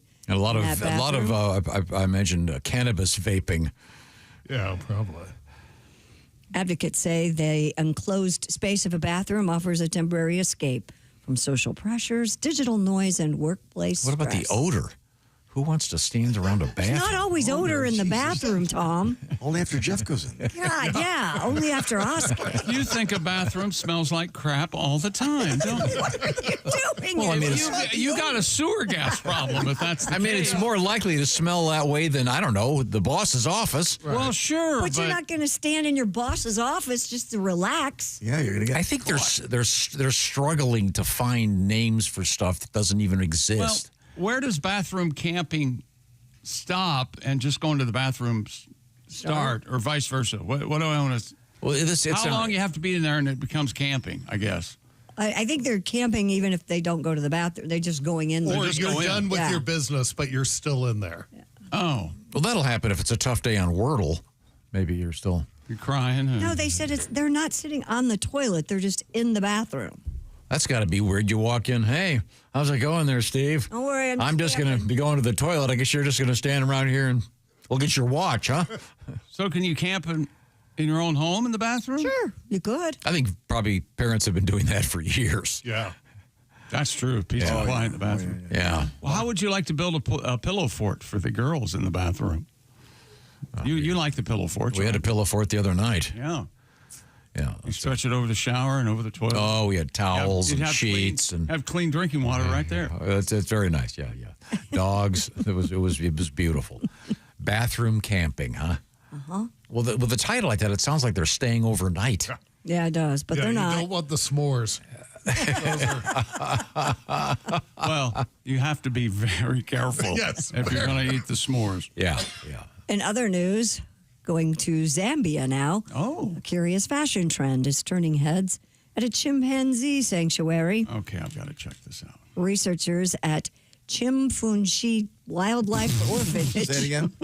Chimpanzee Wildlife Orphanage. Doesn't that sound Japanese? Yes, it does. But this is in Zambia? Yes. Reports some of the resident chimpanzees have taken to inserting blades of grass into their ears and their rectums. The behavior, now spreading to additional groups within the sanctuary, believed to serve no hygienic or practical purpose.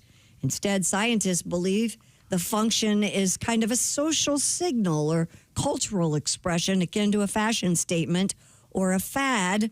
The phenomenon was first observed in 2014 when chimps were seen mimicking their human caretakers who would occasionally place a blade of grass or matchstick in the ear while cleaning.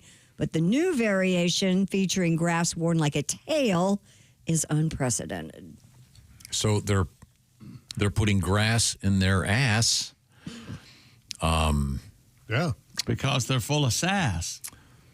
Putting the sod in sodomy, I guess. Got that going for them. This is just weird. Like, is it a single blade or is it a bunch of blades? It just says a blade of grass. Like, are they making like butt brooms? Like, are they? It just says blades of grass. So I don't know how many I don't know if it's a handful. I don't know if it's 3 or, but a butt broom that. But what's interesting is they had never seen it before, and now they're all doing it. And then I read a little deeper into the story. There are two separate groups of chimps that can't see each other. Okay. So, but both groups are doing it.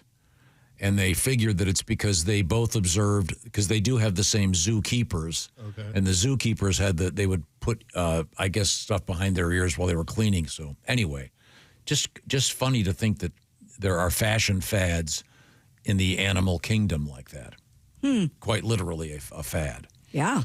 So I think we have some pictures of the chimps and some examples of their fashion. Tom, we're going to need you to describe these accurate. If you're not watching on YouTube, we need to have Tom explain some of the fashions that you're going to see there. Okay, now there's a chimpanzee wearing a paisley coat with orange sunglasses. That's definitely a fad. It looks like he stole Al Jackson's look from last week. Yeah, it does. The coat, yes, and the shades. Yeah. That's a big outfit. I think we have a couple more there. I don't know. All right. I don't know what they're going to be there. Okay. Now, let's just move forward here. A hiker who fell into a glacier crevasse was saved thanks to his tiny Chihuahua. According to CBS News, the unnamed man was hiking on the Phi Glacier in Switzerland. You're telling me a Chihuahua pulled a hiker out of a crevasse? I didn't say that. I said he was saved by. All right. His pet Chihuahua, he was with his pet Chihuahua when he suddenly fell 26 feet into the crevasse. Ooh. The Air Zermatt Rescue Service said the man used an amateur walkie-talkie to call for help. And though a person nearby was able to relay the call to emergency services, they were unable to locate the man. As crews flew overhead, they spotted a Chihuahua perched right next to the hole where the owner had fallen, enabling the successful rescue. Air Zermatt said, quote, "The dog is a four-legged hero who may have saved his master's life." That's great. That's sweet. Tiny little Chihuahua. Yeah. I guess at first he was saying to the Chihuahua, help, get me help. And the Chihuahua looked down at him and went, "Como? ¿Qué? No speak any English." Is that what? Did I say hi to Pippi, my friend PJ's new Chihuahua? I think okay, good. You know what? It bears repeating.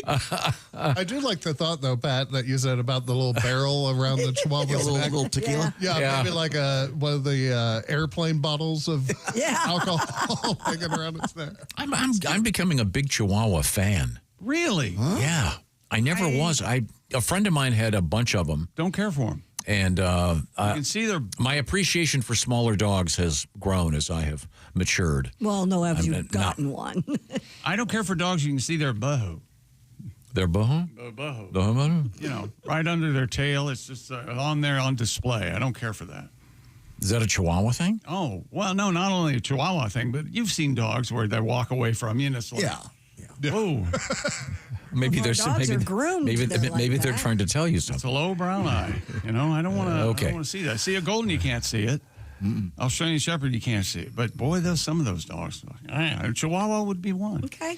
I got a text here about we were talking about Dick Clark, the famous. I like the way you say Dick Clark. Well, the famous DJ, I guess, the host of Bandstand. I don't know if we need to be told who Dick Clark was. Okay, but he was in here, and I told the story. Okay. This is that he on one of the breaks he came back in and said, "This is amazing. I just became a billionaire." And he said it wasn't from all of his music stuff, and from all of his television shows and all the things he produced over the years. It was from his investment. He goes, "Yeah, I invested in this Mexican phone company." Years ago. In any event, I received this letter. By the way, Tom, the name of the Mexican phone company was Taco Bell. Thank you very much. I appreciate that acknowledgement. Coming up, it'll be the lovely Alli Breen with a show that we like to call Sexy Time. We're in the O'Reilly Auto Parts studios. This is the Bob and Tom Show.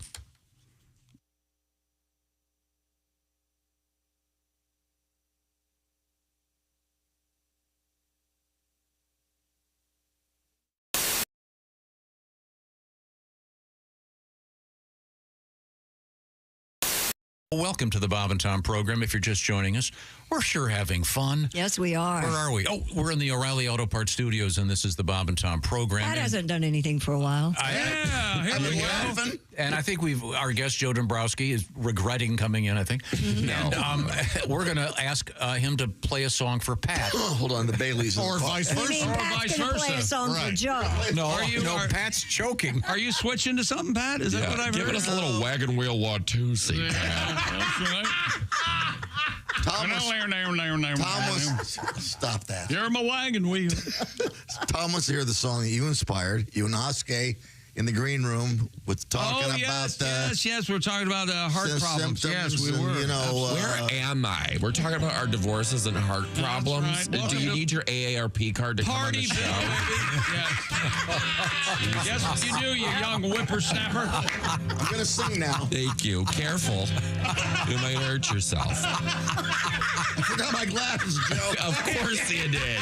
You're distracting me. Well, take us away, Fraulein Maria. Let's do it. They call me a hypochondriac. Think I'm having a heart attack. Ooh, I got a little freckle getting bigger on my back. Something's What's wrong with my right hand? Should I express my anal gland? Oh, I got that celiac. They say I'm a hypochondriac. This went over better yesterday. Well, shut up, Tom. Don't crap on your own song. Chick's got glaucoma. I think I got it. Oh, Tom had a torn retina. I probably got two. Josh had appendicitis and right wrist arthritis. So, and as much as I try to fight it, I think I have bursitis. I gotta do a funny voice sometimes to get a laugh. Thank you. Bronchitis, meningitis, hepatitis. I Googled the symptoms.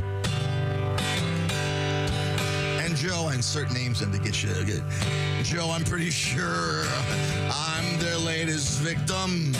Like a retired old timer. I'm pretty sure I have Alzheimer's. This is longer than I remember. I fought it. Can you say way longer? Let Josh scat. Maybe let Josh scat a verse. Yeah, that's scat. The prelude to a funeral. Now watch this. Josh, because he's such a smart ass, scat now. Oh, you want a little bit of the Yeah, I didn't know you were in a Oh, put me in after scatting. Put me in, Coach. Oh. A rip, zip, doodle. Yeah. And the flowers of Benzabi. Don't do that with your hand. That's I have to do it with a hand. Ring down. Stop it. I'm fully erect. Aramba, zipple, and herbal tea. Rabba-dee-la surfers. Hip, hip, and grobble-dee-snoo. All right, Chick, you got the slide whistle ready to It wasn't even ready. Not a slide. Where am I? People listen to this show? No. They used to. In what nursing home? This is insane. Never took a lesson. Grab the slide whistle, and he did. Do the CF sound. What do you got, Tom? Pull something out of your ass. Yeah, you do something. And there's my catheter, everyone. Do you hear it? Hey, I'm producing this. Be quiet. Oh, am I hypochondriac? Joe Dombrowski, we've got an accordion. We'll make you feel at home. Play a polka. I have a large kazoo. Do you want this? This is insane. Why do you guys play the most phallic instruments around? You're doing Someone's the going to kazoo. pull an oboe out of their colon before I say, Throw him the kazoo. He doesn't want the kazoo. I don't know. I don't need COVID again. Thank you. Hypochondriac. My arteries are lined with black ore. It's not psychosomatic. I'm a psychomaniac. I have two big. You're ruining it. I'm ruining it. I have two big round lumps in my ball sack. We just missed the one joke. He finally gets a joke. Yeah, you're over there dicking around. He finally gets a joke. He has lumps in his ball sack. I heard it. That could affect any of us. See, too low. Sorry. When you become a Bob and Tom VIP member, you get more and less. Wait, what? Which one? Which one is it? More or less? It's both. VIP members get more stuff to hear and less commercials to not hear. So Bob and Tom VIP is a good deal? Yeah, more or less. Hey, looking for the link to sync with Bob and Tom VIP? Yeah? It's right there at bobandtom.com. I had a situation where I had to call my cell phone company because they charged me twice as much as they normally do. And I was livid. And I saw on the website, it's really hard to find the phone number, but they have the phone number in small print. And right underneath it, it says, if you use profanity or vulgar language to any of our employees, we have the right to terminate your service. And I thought, if it's that much of a problem that people keep calling and using profanity and vulgar language to your employees, that should be a sign that you're doing something wrong. Like, that's not a sign that you should have. Like, if you go to Mrs. Fields Cookies, it doesn't say, hey, if you call Shannon a bitch, we're not going to. It's not. It should. They need to look inward, I guess is what I'm saying. Yeah.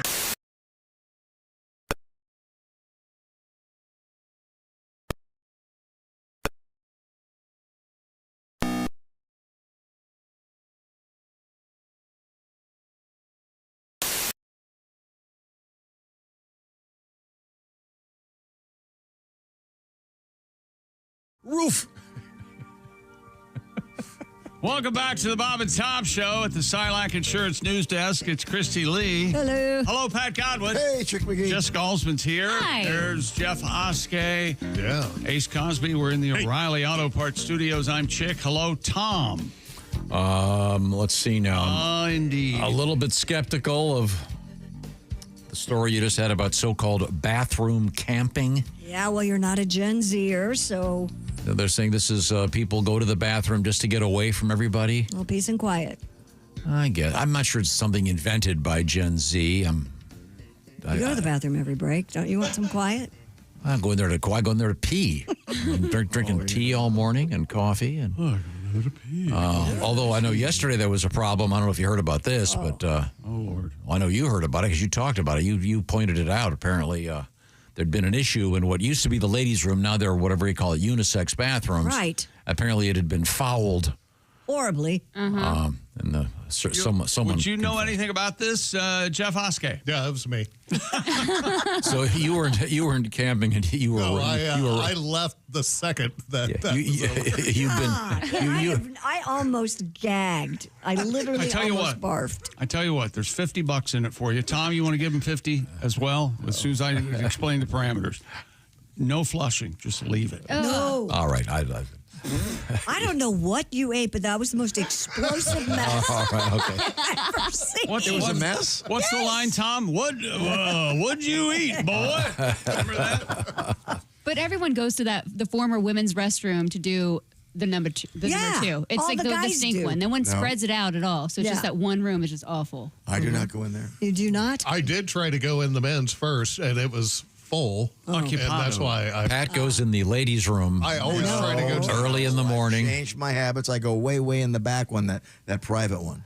Way in the back, the women's the bathroom. engineers. The old. The men's club. Men's club. Yeah, I see. Well, in any event, it's time to move forward here. Coming up, it'll be sexy time with Alli Breen. Oh, I think you missed it, Tom.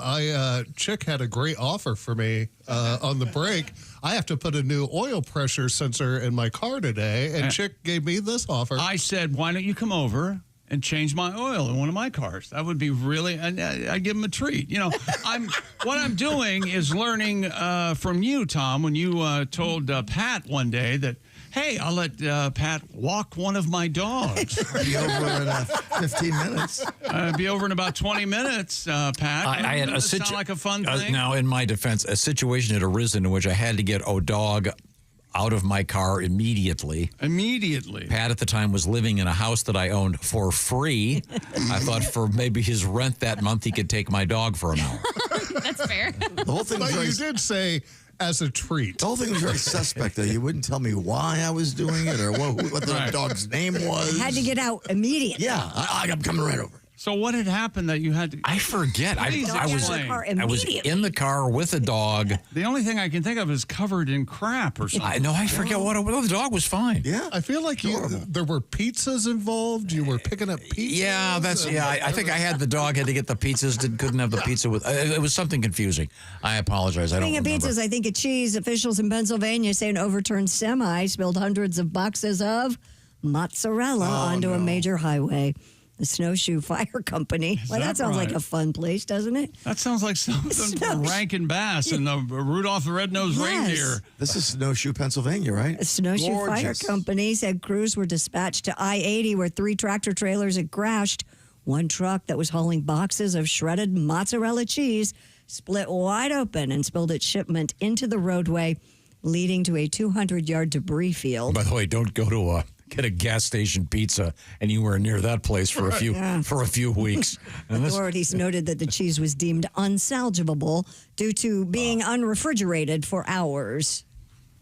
Okay, well, Pat, I know. You got to have a song. I know. This is a beautiful area. I'm from this area, and Snowshoe is way, way up there. They have skiing, and it's just so gorgeous. I can see how maybe the guy got a little distracted because it's so beautiful.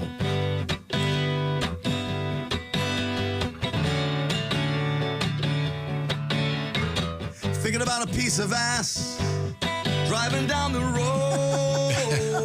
Get right to it. Hey, yeah. Boxes of cheese is my trunk load. I think it's mozzarella, Parmesan or provolone. Oh, I couldn't care less. I want to go home.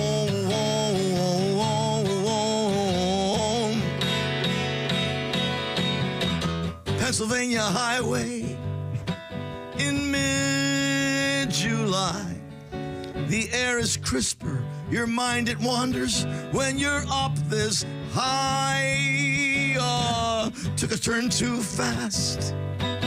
Oh no.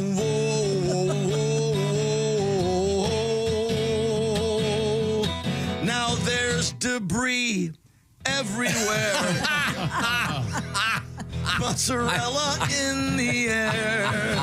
Someone's pizza's gonna be bare. A large pepperoni with just marinara. Oh, do-do-do, do-do-do-do-do-do-do. It could be Gouda. It's hard to tell if the cheese is blue, Swiss or cheddar, Asiago.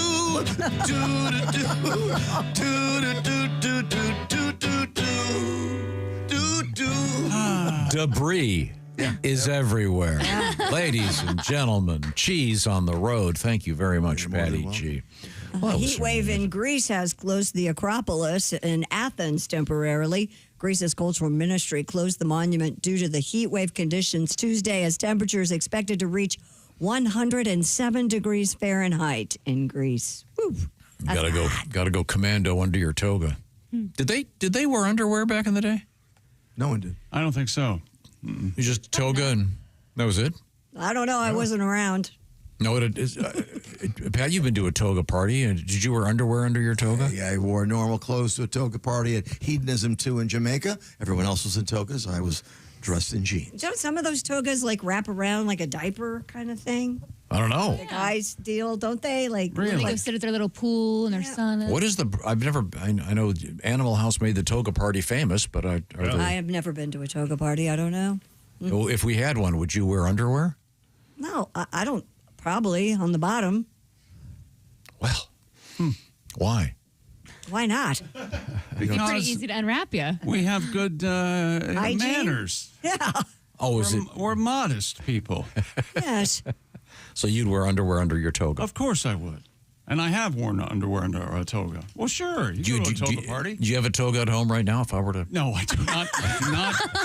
However, you might have motivated me to purchase a toga. You have toga money, right? I got toga money. I can buy a toga. What's a toga you know set what? us back? What do you get? I'll buy you a toga. We could have a day here on the show. On a toga day. We all wear toga. We got toga money. I want mine linen. You could have a linen toga. Ooh, that'd be Absolutely scratchy, fine. wouldn't it? Are they not just bed sheets? Yes. They were in Jamaica. Yeah, you can just make one out of a bed sheet. What's the proper thread count for a toga? I don't know. We're going to find out how everyone's doing in the world of love and lust when we talk with Alli Breen in a little segment that we call Sexy Time. Sexy Time. But first, it's ear time. That's right, with Raycon's Everyday Earbuds, the perfect summer accessory. Whether you're going hard at the gym, you're taking a phone call outside, moving, shaking, or relaxing to your favorite music while you're facing. Enjoy premium audio that goes where you go. Raycon Everyday Earbuds and Raycon's latest model, better than ever with 32-hour battery life, multi-point connectivity, and Raycon has a quick charge function, just 10 minutes for charging, 90 minutes of battery, plus they have active noise cancellation. And Raycon offers a 30-day happiness guarantee. return policy. And of course, we have a deal for you. Just go to buyraycon.com/Tom and get 15% off Raycon's best-selling everyday earbuds. Right now, Raycon offering 15% off their best-selling everyday earbuds only at buyraycon.com/Tom. That's buyraycon.com/Tom. Do Greek restaurants label the men's room the Acropolis? Is that just asking? Wouldn't it be like isn't that the Greek system, fraternities, sororities? Wouldn't that come into play? The Acropolis? Male and female. Okay, good point. I'm not sure what they'd call the ladies' room. Right, we'll have to find out. When we come back, it'll be sexy time with Alli Breen. We're in the O'Reilly Auto Parts Studios. This is the Bob and Tom Show.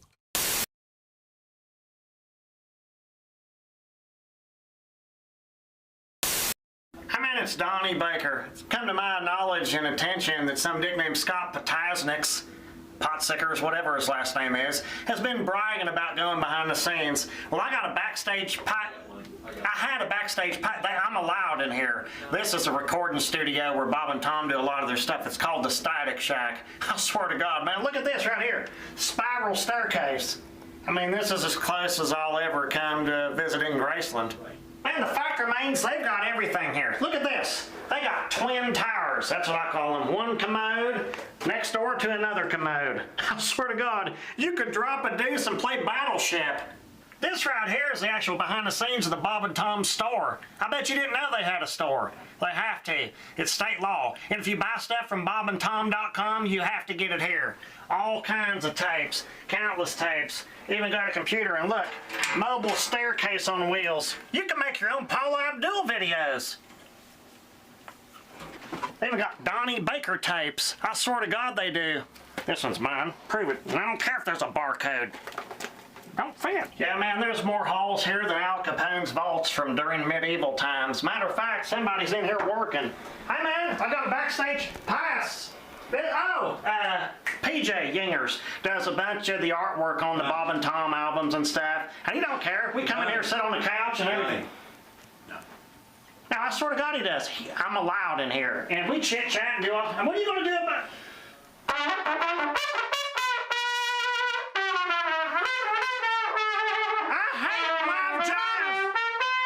Man, they've got everything here. This is basically Bob and Tom's Hall of Fame. You can see the Bob and Tom band, and obviously you can tell Bob's a big fan of the Beatles. There's so much in here. This is going way back. This is basically Bob and Tom's version of the History Channel.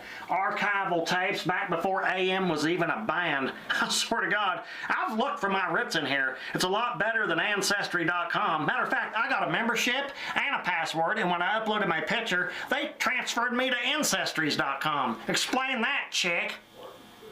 Come down here. Tell me this ain't badass. Bob and Tom got their very own strobe light. I got one too, but I still got 6 more payments at Spencer's. But there is probably the best place in the entire recording studio to shoot a porno, right here in this hallway. And with the strobe light, you can make the good ones. Anal. What's in here? I think this goes right into... Oh, hey, it's Alan Jackson. He's the recording master here at the Static Shack, bragging about how he has Dolby sound and bass, whatever. Donnie. I got better on Pioneer speakers. He probably makes $400 grand a year just sitting there. Again? Huh? Look, I told you I need at least a 5.5 week notice before you show up. Them faders need WD-40, and they're supposed to be even. I swear to God they are. Well, some people call them faders. I call them sliders. Those will give you farts. I swear to God they will. Alan Jackson. Get it, Donnie. We're busy. Okay, whatever. Prove it. Well, we basically reached the focus point of this entire tour. This is where it happens. Right here. These are real drums. This is where bands come in to record acid rock tapes. You can name them all. Most of my bands, Dirt Knuckle, Hood Snot, Mucus Plug, but that was during our Christian rock days. But you can tell, real pine wood recording panels. They've even got soundproof herpes. There's everything in here, and this is where the music is made. And this room here, this is I don't know what this is, but it basically reminds me of every haunted house I've ever been to. Watch your step. Watch your step. All right, now you've seen the bands. This is where some of the radio stuff happens. Come on in here. This is where Bob and Tom behind the scenes types do a lot of their funny skits. I swear to God. I built myself a shelter out of plankton and chicken bones. Oh, it's the Mr. Obvious show. I love you guys. No, Which one's Mr. Obvious? Are you the caller? Or? No, it's Sid and Bart. Yeah. Wait, you're the dick on the news that... No. No!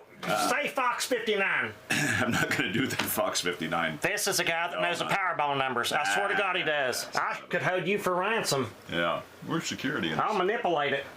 Yeah.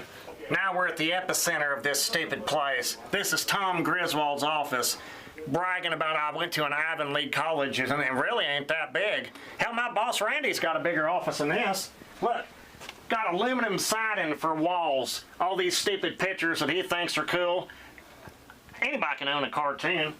And look, I'm glad to see Tom saved up to get Liberace's jacket. I'll say it right to his face. I swear to God, man. I just ran into Donnie Baker in the parking lot. He said he was giving a tour of the Static Shack. Yeah, and the dumbass didn't even go into the main studio.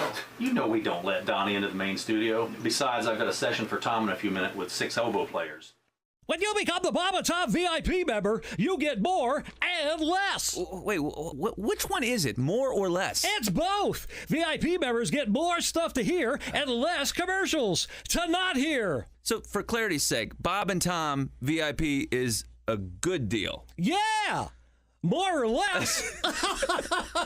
Get it? More or less. Woo! Party! Oh, okay, let's settle down. Because now, here's where I tell you how to become a Bob and Tom VIP.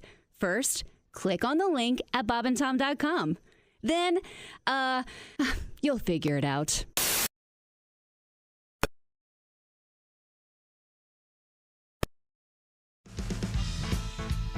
Hey, welcome back to the Bob and Tom Show. Christy Lee, Jeff Oskey, Pat Godwin, Jessica Alsman, Ace Cosby. I'm Chick. Hello, Tom. Hello, Chick McGee. We're going to check in with comedian, the lovely Alli Breen. We'll get her up on the big screen in just a second. There she is. There she is. Oh, wait a minute. She's not home. I mean, hey. I am not home. I'm in Florida, or Florida, as they say. That wall looks great behind you, Alli.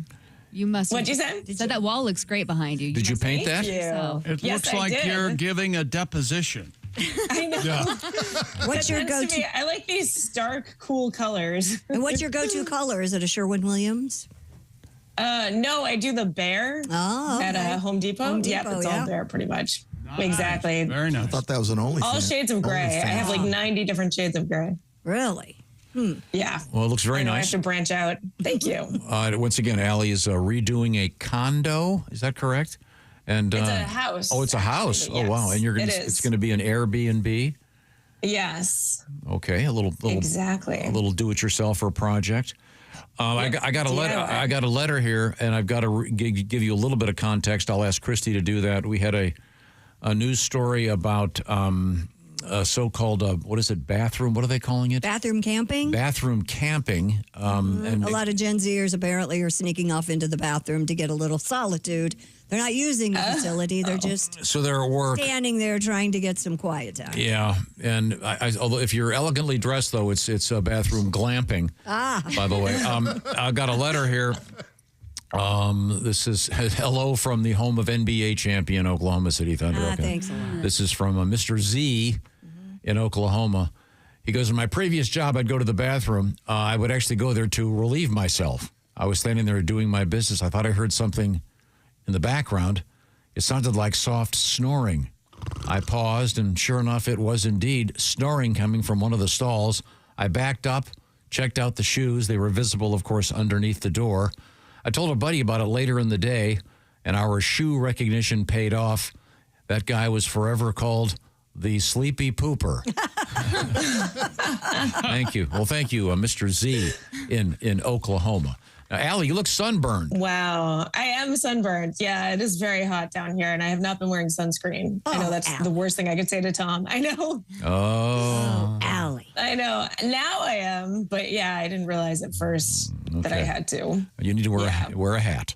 Okay, now the way the show works, Alli gets letters. You can reach her ALLIBREEN on your favorite social media platform. With your love troubles, what have we got, Alli? Before we go to that, let me just ask a question. Do you think the guys who invented bathroom stalls made it purposefully so that you could recognize people by their shoes just to shame them if something bad happened in there? Because you could have made the door go all the way down if you wanted to. Well, I think the door doesn't go all the way down to cut down on meats and interludes and things like that. So bad activity, if you will. Yeah. I always thought that's it as opposed to the embarrassing factor. I always thought it was because what if you get stuck in there? At least you can crawl out. Yeah. But you can crawl over because it doesn't go up to the top. You know, if you can't kick a bathroom door out or in, you need to. Can you kick a bathroom door out? Absolutely. We're men. Absolutely. Not this one down here. Damn right you can't. No, like in a stall. Right. Oh, yeah. Not in a bathroom door. Like a full, I'm done. I wonder. See you tomorrow. I mean, we'd probably have to have an expert on architecture. I wonder if back in the day, because I know there's an old building downtown. Yes. And the urinals go all the way to the floor. Right. Sure. They're gigantic. They're gigantic. They're the size of caskets. They're beautiful. Yeah, they're marble and they're terrible because then you're peeing all over your shoes. But I wonder historically if the older bathrooms, if they've always had the door high up off the. And this we had a whole discussion I did about this on Monday. I got back from a long journey. I went to England for the weekend, and I was in the Philadelphia airport. I walked in and I saw a guy sitting side saddle on a toilet. I could just see underneath I just walked in and I was going to the urinals and you could see I looked straight forward and the guy had like day glow shoes on, but they were pointing sideways. So he was sitting side saddle on the toilet. I couldn't figure it out. I have since had a really valid explanation that is not particularly pleasant, but I thought it was some kind of weird Philadelphia thing. I didn't know what it was. Side saddle toilet use, but who knows? But I was told he was probably emptying out a colostomy bag, which which makes sense. And I'm sorry I wasn't trying to make fun of it. I just thought it was weird. But, apparently, one of the reasons I wasn't joking, emergency access. So what if somebody passed out in there or you needed to get into the stall easily, you could get underneath. I thought maybe it was misuse. I thought it was to save on wood because they used to make those beautiful oak doors. Yes. Cost in construction is another reason. It's probably easier to clean. Ventilation is another reason. Can you imagine? Yeah. Gross. Faster cleaning. You're right about that. Mopping the floors. I love the way Chrissy said ventilation, stared right at Oskay and pointed. I know. You have been labeled for life. Hey, buddy, don't give up no, you keep doing that. He's the mad shatter. Hey, you know what? Take a Sharpie in there and start signing them. Okay. Well, there is a girl in New York who's a bathroom influencer. So she goes around the city and tells you which bathrooms you can use publicly, which are good, which are bad. And she gets invited to all these black tie events. She's really considered, they take her advice on what to do with toilet access. It's a real niche. Oh my God. That's awesome. Tom, did you hear that? A bathroom influencer. Well, I'll tell you, I was just talking to my niece in London over the weekend, and just like we do here, she said, I know every public place you can go to the bathroom in London. In New York, it's important too. Totally. Yeah, you got to know. I mean, and here I know the same thing. I know which McDonald's is usually pretty good. Starbucks usually clean. Why don't you just go home? If you're out running errands, I'm not going to. Well, I'm 45 minutes from my house. I got to pee. I guess I'll drive home. I don't use a public restroom that much. Only if I have to, if I'm traveling. Yeah, that's amazing. And then for truck stops, that's a whole other art form. Oh yeah, that's. There's probably pretty rough. But there are some that are amazing. They're beautiful. Sure. And now some of the outdoor concerts, they've got these trailer slash outhouses that are amazing. Mm-hmm. They're cleaner than you'd find at a hotel. So it's important to know that. I'm glad we have a bathroom influencer. Kind of yes, we do. Finally, an influencer Tom likes. You like those? Okay. All right. That's a smart app to have. Really? The Apper Crapper. Or the Crapper. Okay. I don't even think you need an app. You just follow her on Instagram. Okay. Now, let's get back to the action with Allie. What do you got, Allie? Dear Allie, my girlfriend lives with me and she has a very good job, but she still pays for nothing. I make slightly more money, but is it fair that I pay for everything? And since we started this way, how can I offer to change it up? Offer. I mean, I think he means ask. Well, that's... So she's used to getting paid for. Yes, it sounds like exactly that she doesn't lift a finger for the wallet, at least. Well, I mean, isn't it true the one who mentions it's first is the cheapest, right? I would think. It's an awkward conversation. It's an awkward, but she should pay something, I would think. Yeah. I would want to at least make her pay if someone's doing just all the bills and she could handle all the extra stuff like groceries and or do the utilities at least. Maybe just raid her purse and just steal stuff all the time. Are you on Alsie's side of the aisle here now? No, I mean it's I took Josh's side. Like, why don't you just communicate with him and have a conversation? Sure it'll go well. And Tom's like, be as crazy as you can be. Yeah. Right. Steal her fancy purse. Yeah, no, I don't know. What do you think, Christy? I honestly think that she should pay something, but I've always been that way. I've always paid. But do you bring it up? Well, you could say, things are getting a little tight. I'm not. I don't know. Would you mind maybe contributing a couple $100 a month or whatever it is? Maybe say you're not going to get. Maybe the guy go. You're not getting any of this tonight, baby, till you fork over some cash. She's not going to go. I'd love to buy you a ring. I just can't afford it. Paying for you constantly. Oh boy! You could do like my mom and dad did. My dad looked at my mom and said, "What are you going to get off your ass and help me?" How about that? Yeah. So I think we've solved this one. Yeah. Alsy, I did hear what you said. That was very funny. That was very valid. You want a ring? I can't buy you a nice ring because I'm paying all your rent. Exactly. I'd like to get you gifts, but I'm spending every penny I have on living with you. Well, that's one way to say it. It's an awkward conversation. But was it his apartment first?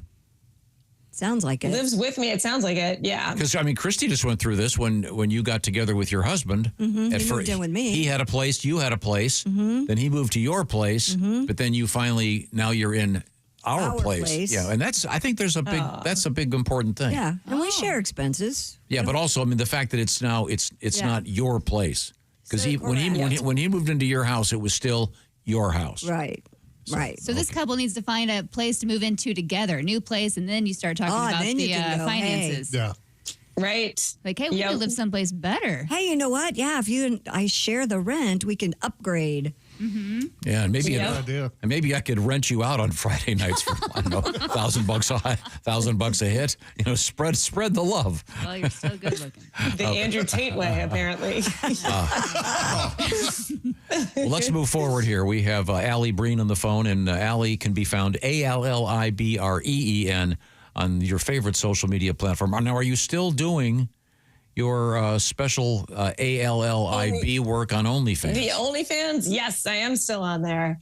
I once again have to, maybe this is the week I'll do the painting one, but I've just been doing some normal kind of librarian glasses photos lately, but I'm still on there, still going. Okay. Well, let's get to our next letter. Dear Allie, my girlfriend cheated on her ex a lot in her last relationship, eventually got caught, and they broke up. When I asked her about it, she said he was always working and wasn't paying much attention to her. So it was easy to do because she would say she was out with friends. He never cared or checked up. Now, whenever she tells me she's going out late with friends, I'm obviously suspicious, but I don't want to seem crazy. But if she found it easy to cheat before, she's probably not so careful. So I figure at some point she'll make a mistake, or maybe I'll go through her phone or her purse. I think I might have a good reason. What do you guys think? Boy, there's a lot of trust there, isn't there?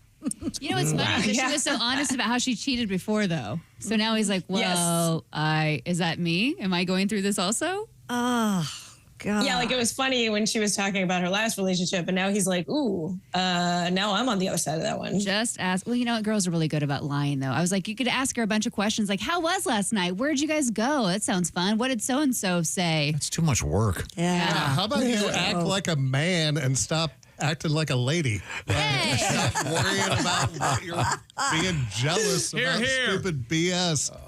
Are you satisfying her in the bedroom? Yeah. She has no reason to go out then. Oh. Yep. That's a good point. Step it up in the bedroom, and then she won't have to cheat. I wish people would remember in the Dear Abby columns and those things, they always give them a funny name. Mm-hmm. Yep. What would this Board and Bayside or something? Yeah. Paranoid and Poughkeepsie, whatever it might be. Right. Yeah. But yeah, I don't know. I don't know what to say. She's she's about to move, as we said earlier in the show, with the Sir Douglas Quintet. Let's move on. Alli Breen is our guest. What else have we got over there?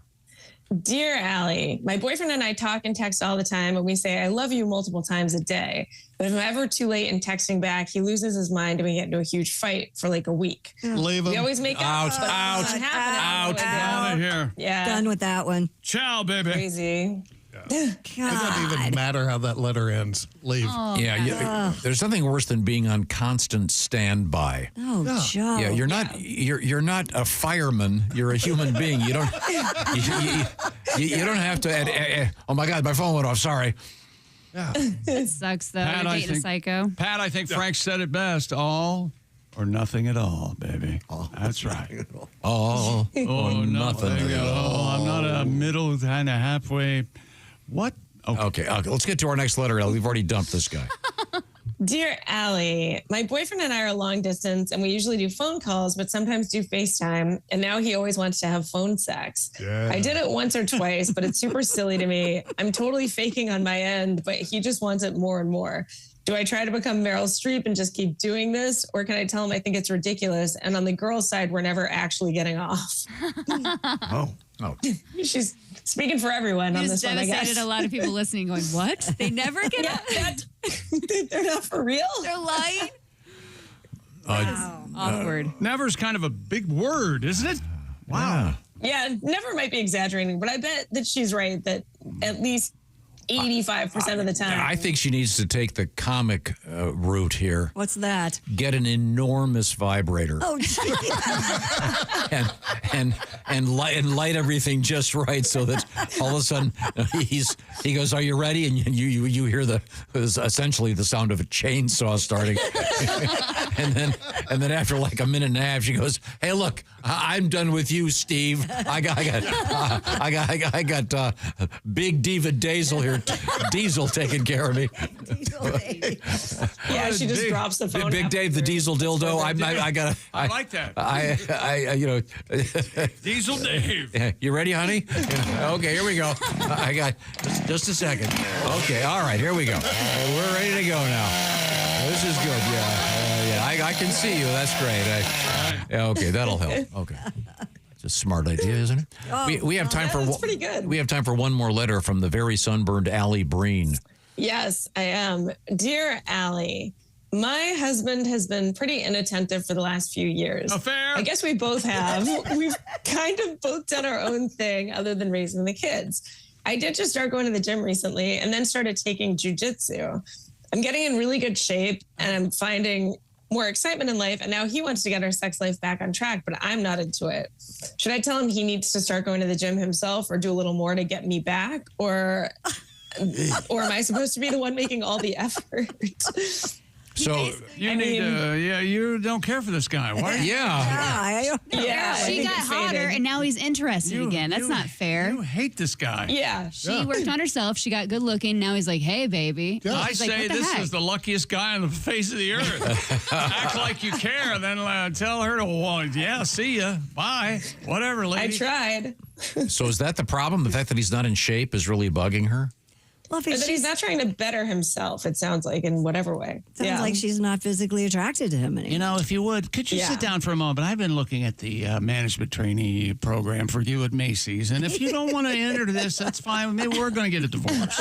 Okay? You're just not applying yourself. Now look at me. I know jujitsu. Okay. Oh, we've done some good work here today. Yeah. We nailed it. Now, Allie, how much longer are you going to be working on that house down there?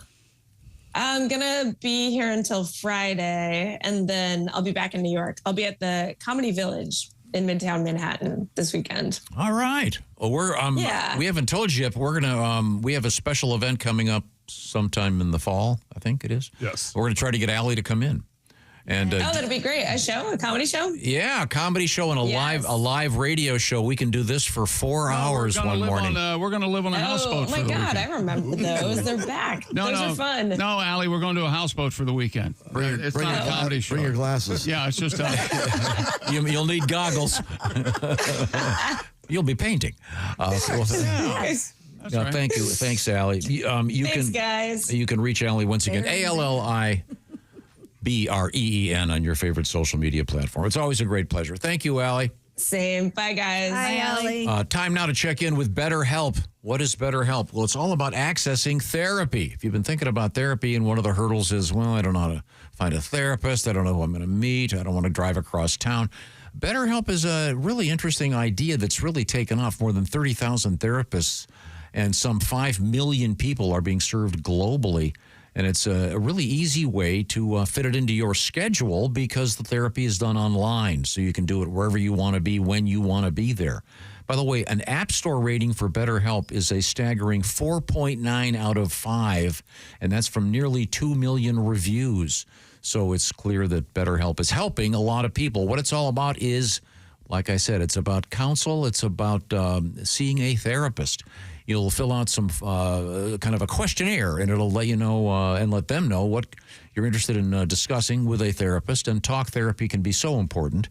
And by the way, they have a number of therapists from a number of different spheres of expertise. So you can find out what you want to talk about and talk about it with a professional. Get all the details by going to BetterHelp.com/BT show. That /BT show thing will knock 10% off your first month. Once again, mental health professionals with a diverse variety of expertise available for you at your convenience where you want to be. Once again, it's BetterHelp.com/BT show. That's BetterHelp, H-E-L-P, BetterHelp.com/BT show. Coming up, a summary of the important things that we have reviewed today, which is almost everything from the O'Reilly Auto Parts Studios. This is the Bob and Tom Show.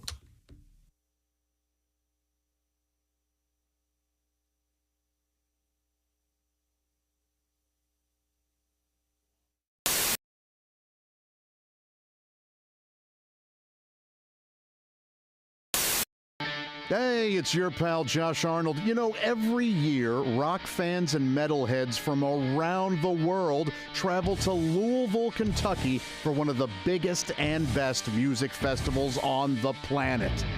Louder Than Life. 90 bands perform over 4 days, and I knew that I had to join my fellow 160,000 so-called loudmouths for the experience of a lifetime.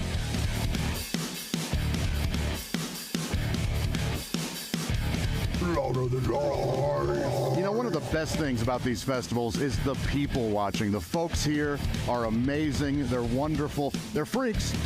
They're lunatics, they're weirdos, and so am I. I am excited to talk to a few of these folks right now. Hey, I'm here with Dustin. Dustin, tell me, who are you here to see? Hey, I'm here with Jerry. Jerry, who are you here to see? Having a killer time, as you can hear, the show is going on. You rock, sister! Hey, I'm here with Amber. Now, Amber, my gosh, these stilts are amazing. How tall are they? And how long have you been a stiltzer, if you will? Wow, that's awesome. What band are you most excited to see here? All right, well, thank you so much. Appreciate it. Well, I'm here with Aurora. She is enjoying Louder Than Life. Aurora, who did you come to see? Aurora, how does it feel to be the youngest person here at Louder Than Life?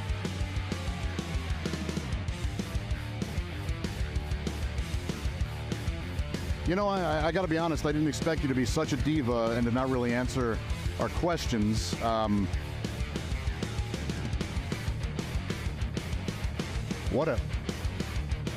Louder Than Life isn't just about the music. There are badass exhibits, super cool shops, and of course, the essential fuel for any great party, delicious drinks. Now we're going to play one of the tougher games here in Kentucky, urine or whiskey. And fantastic food.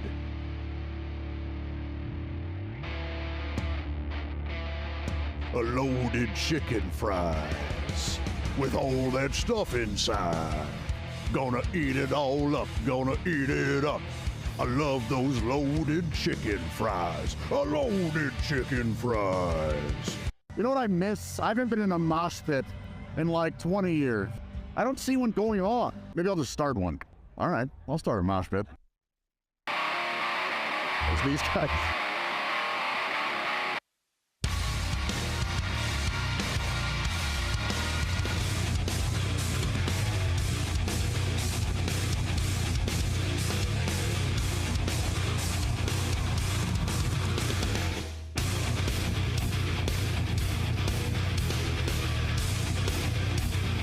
That's the coolest motherfucker here.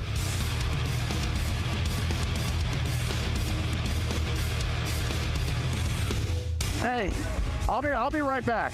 All right, do it. Where did I go? Where did I go? Where could I be? Where did I go? There I am, crowd surfing now.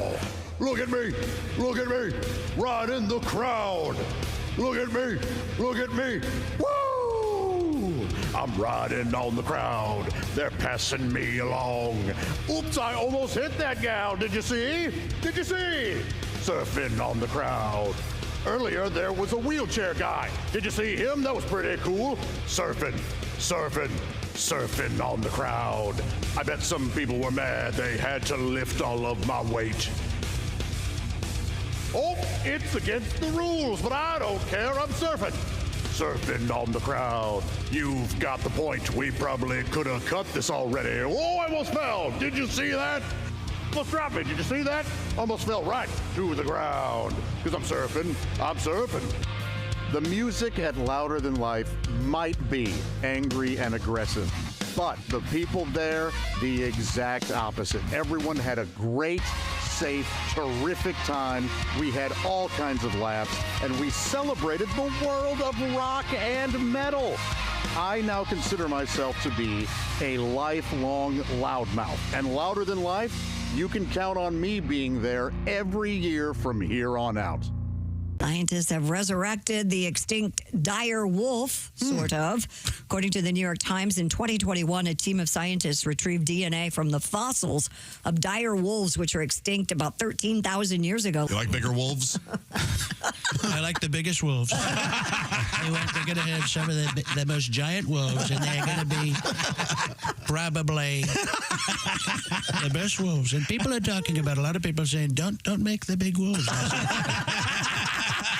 We're going to make them bigger and stronger and better, and they're going to be the best. And people. The purple people, do you remember that guy? I remember that guy. I do remember that guy. Right in the middle of your frame of reference, Tom. And you're looking to me, but the giant dire wolves, they're very big. And they're too big, though, Mr. President. They can't get too big. If they get too big, if they get so big, you start to think, how big are they? Are they big enough to be if they're too big for the planet, then the planet is inside. But, sir, this is where you ask me who I'm with. Who are you with? Wait a second. Who are you with? I'm with the Bob and Tom Show. Next question.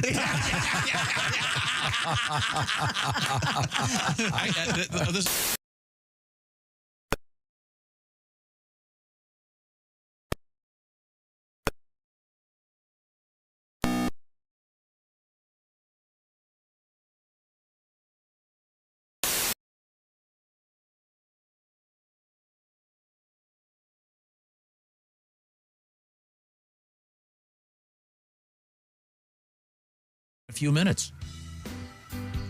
Welcome back to the Bob and Tom Show.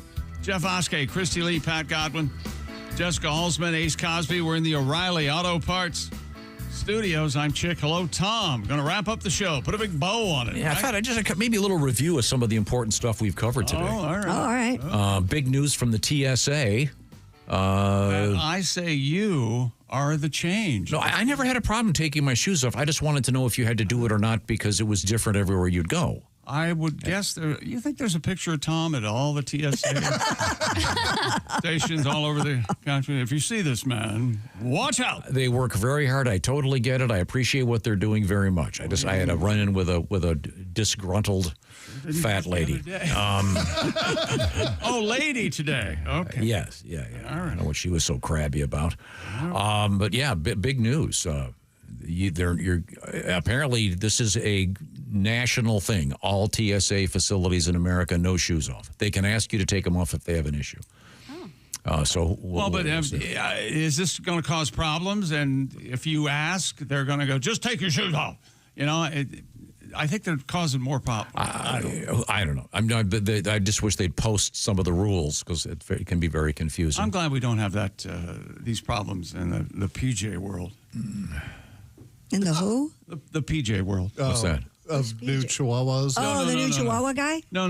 PJ world, private jet. Oh, that's what that's called?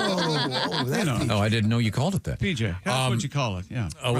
We had a mozzarella spill on a highway in Pennsylvania, right, Pat? Mm-hmm. And what kind of cheese was all over the road? Oh, debris all over the highway. That's one fine joke. Wow. You love those cheese things. You love cheese. You love the I don't eat much cheese, but I love the cheese puns. We had a Chihuahua on a glacier saving a guy in Switzerland. He fell into a glacier, he fell into a crevasse on a glacier, right? Mm-hmm. And he had a radio, but they couldn't find him. But they saw his little Chihuahua barking at the top of the... Isn't that sweet? Yes. And now, if it had been a St. Bernard, he, of course, would have the cask. Is that the word? Right. The little mini keg. Is that a cask of whatever that was? What do they put in there? Wine? Brandy? Okay. But in this case, it was what, Pat? It would be tequila, yeah. For the and a tiny little shot. Oh. And that gave me an opportunity to say hi to my new friend, Pee-Pee. Pippi. I thought it was Pippi. Sorry. You can't think of a word that you can give Tom that he will not mispronounce. My friend Officer PJ has Officer PJ has a new Chihuahua. Here's a Chihuahua letter. Here's a Chihuahua letter from Sarah. Hey there, just heard your story about the Chihuahua helping save the man in the hole. Wanted to share with you my story about my Chihuahua named Rafiki. I was taking him out to pee one night. I lived in San Francisco about a year ago. A coyote came up to us. I've seen this coyote before, but in the past we've always scared it away. But this time he came up, sort of played with my dog, and then took off running down the sidewalk. My dog followed. I then followed the both of them, chasing them, trying to scoop up my dog, but I was not fast enough. The coyote snatched my dog and then took off running into the woods. I never saw poor Rafiki again. What? Quite the way to go out. You lured him. Now go out and make it a great one. And you had to read. Who gave you that letter? I gave myself this letter. Oh. I printed her out and read it up. That Chihuahua dead. Coming up tomorrow, we have a really cool story about robot coyotes and the United States military. It's a great story. Yes, it is. Bark. Bark. Really interesting. Bark. Rough. Bark. Then we had something that Mr. Godwin knew all about, which this sounds like something fake from Saturday Night Live. A supplement called Spermadine. Spermadine. Oh, is it Spermadine? Mm-hmm. Are you sure? No, it's Spermadine. I thought you said you knew all about it. I do. It's Spermadine, the way I take it. Okay. Well, it's what it is. Remember, Tom, if you believe it, it's not a lie. You remember that. Yeah. Let me see more evidence. Okay. That's called a Tom spin. Pat, no. This is where you say there's still more work to be done. Yeah. It's a compound that has a quote surprising health benefits, including heart health, brain function, and alleged immune resilience. Nutritionists are big fans, and Pat's doctor got him on it. Mm-hmm. And apparently, it's made of like soy and breast milk and human sperm and you read what you want. That's the new feature. We'll let you do the news story, and then we'll come in and correct everything you got wrong. It's a compound that occurs naturally in sperm, as well as breast milk and certain foods like wheat germs. Oh, so it's sperm free. Yes. Oh, I thought there was sperm in it. No. Oh. God. What would that taste like, Pay Jeff? attention for 5 minutes. Why would they name it spermicide then? Spermadine. Oh, no, it's not spermicide. You were just spermicide not is interested in being engaged in the show. Spermicide, isn't that the stuff that you would squirt into? Yes. That would kill. What a terrible name that is. You see all these little sperm. You see all these little sperms jumping off a cliff like little baby lemmings. Okay, what else did we cover? I love the fact that this lady doctor called spermicide the Swiss Army knife of longevity. Yeah. Spermadine. Spermadine, not spermicide. Spermadine. What? Yes. Okay, sorry. Hey, what do you call a lady doctor, Tom? Doctor? That's exactly okay. right. Okay. No, but she happens to be a lady. I'm sure she's well versed in various medical most issues. Of the medical issues. Okay. We talked about a little Chihuahua. What else did we learned about Spermadine? And tomorrow we're going to learn about the origin of the ball peen hammer. Oh, Oh my gosh, I'm not gonna be able to sleep tonight. Elias Ball and I William. know how I felt when I saw William it. Peen. Oh my! I've lived my whole life. We learned about so-called bathroom camping. It was almost the peen ball hammer. And if you're going to go camping in the bathroom, yikes. Lastly, we had the world's most expensive cheese. We had 2 big cheese stories this morning. You had a big cheese. $42,000 plus for a 10-month-old 5-pound ball of cheese. Man, I hope he just uses it to make grilled cheese. I hope he just balls out with some. That'd be awesome. That'd be, What are you doing? Making cheese with his balls out? What are you doing? Why? What? You What'd you splatter say? on your genitals. Yeah. You don't want hot cheese on your sack. No queso Or sack. maybe you do. a queso serious burns, I believe that would be. We are in the O'Reilly Auto Parts Studios. This is the Bob and Tom Show.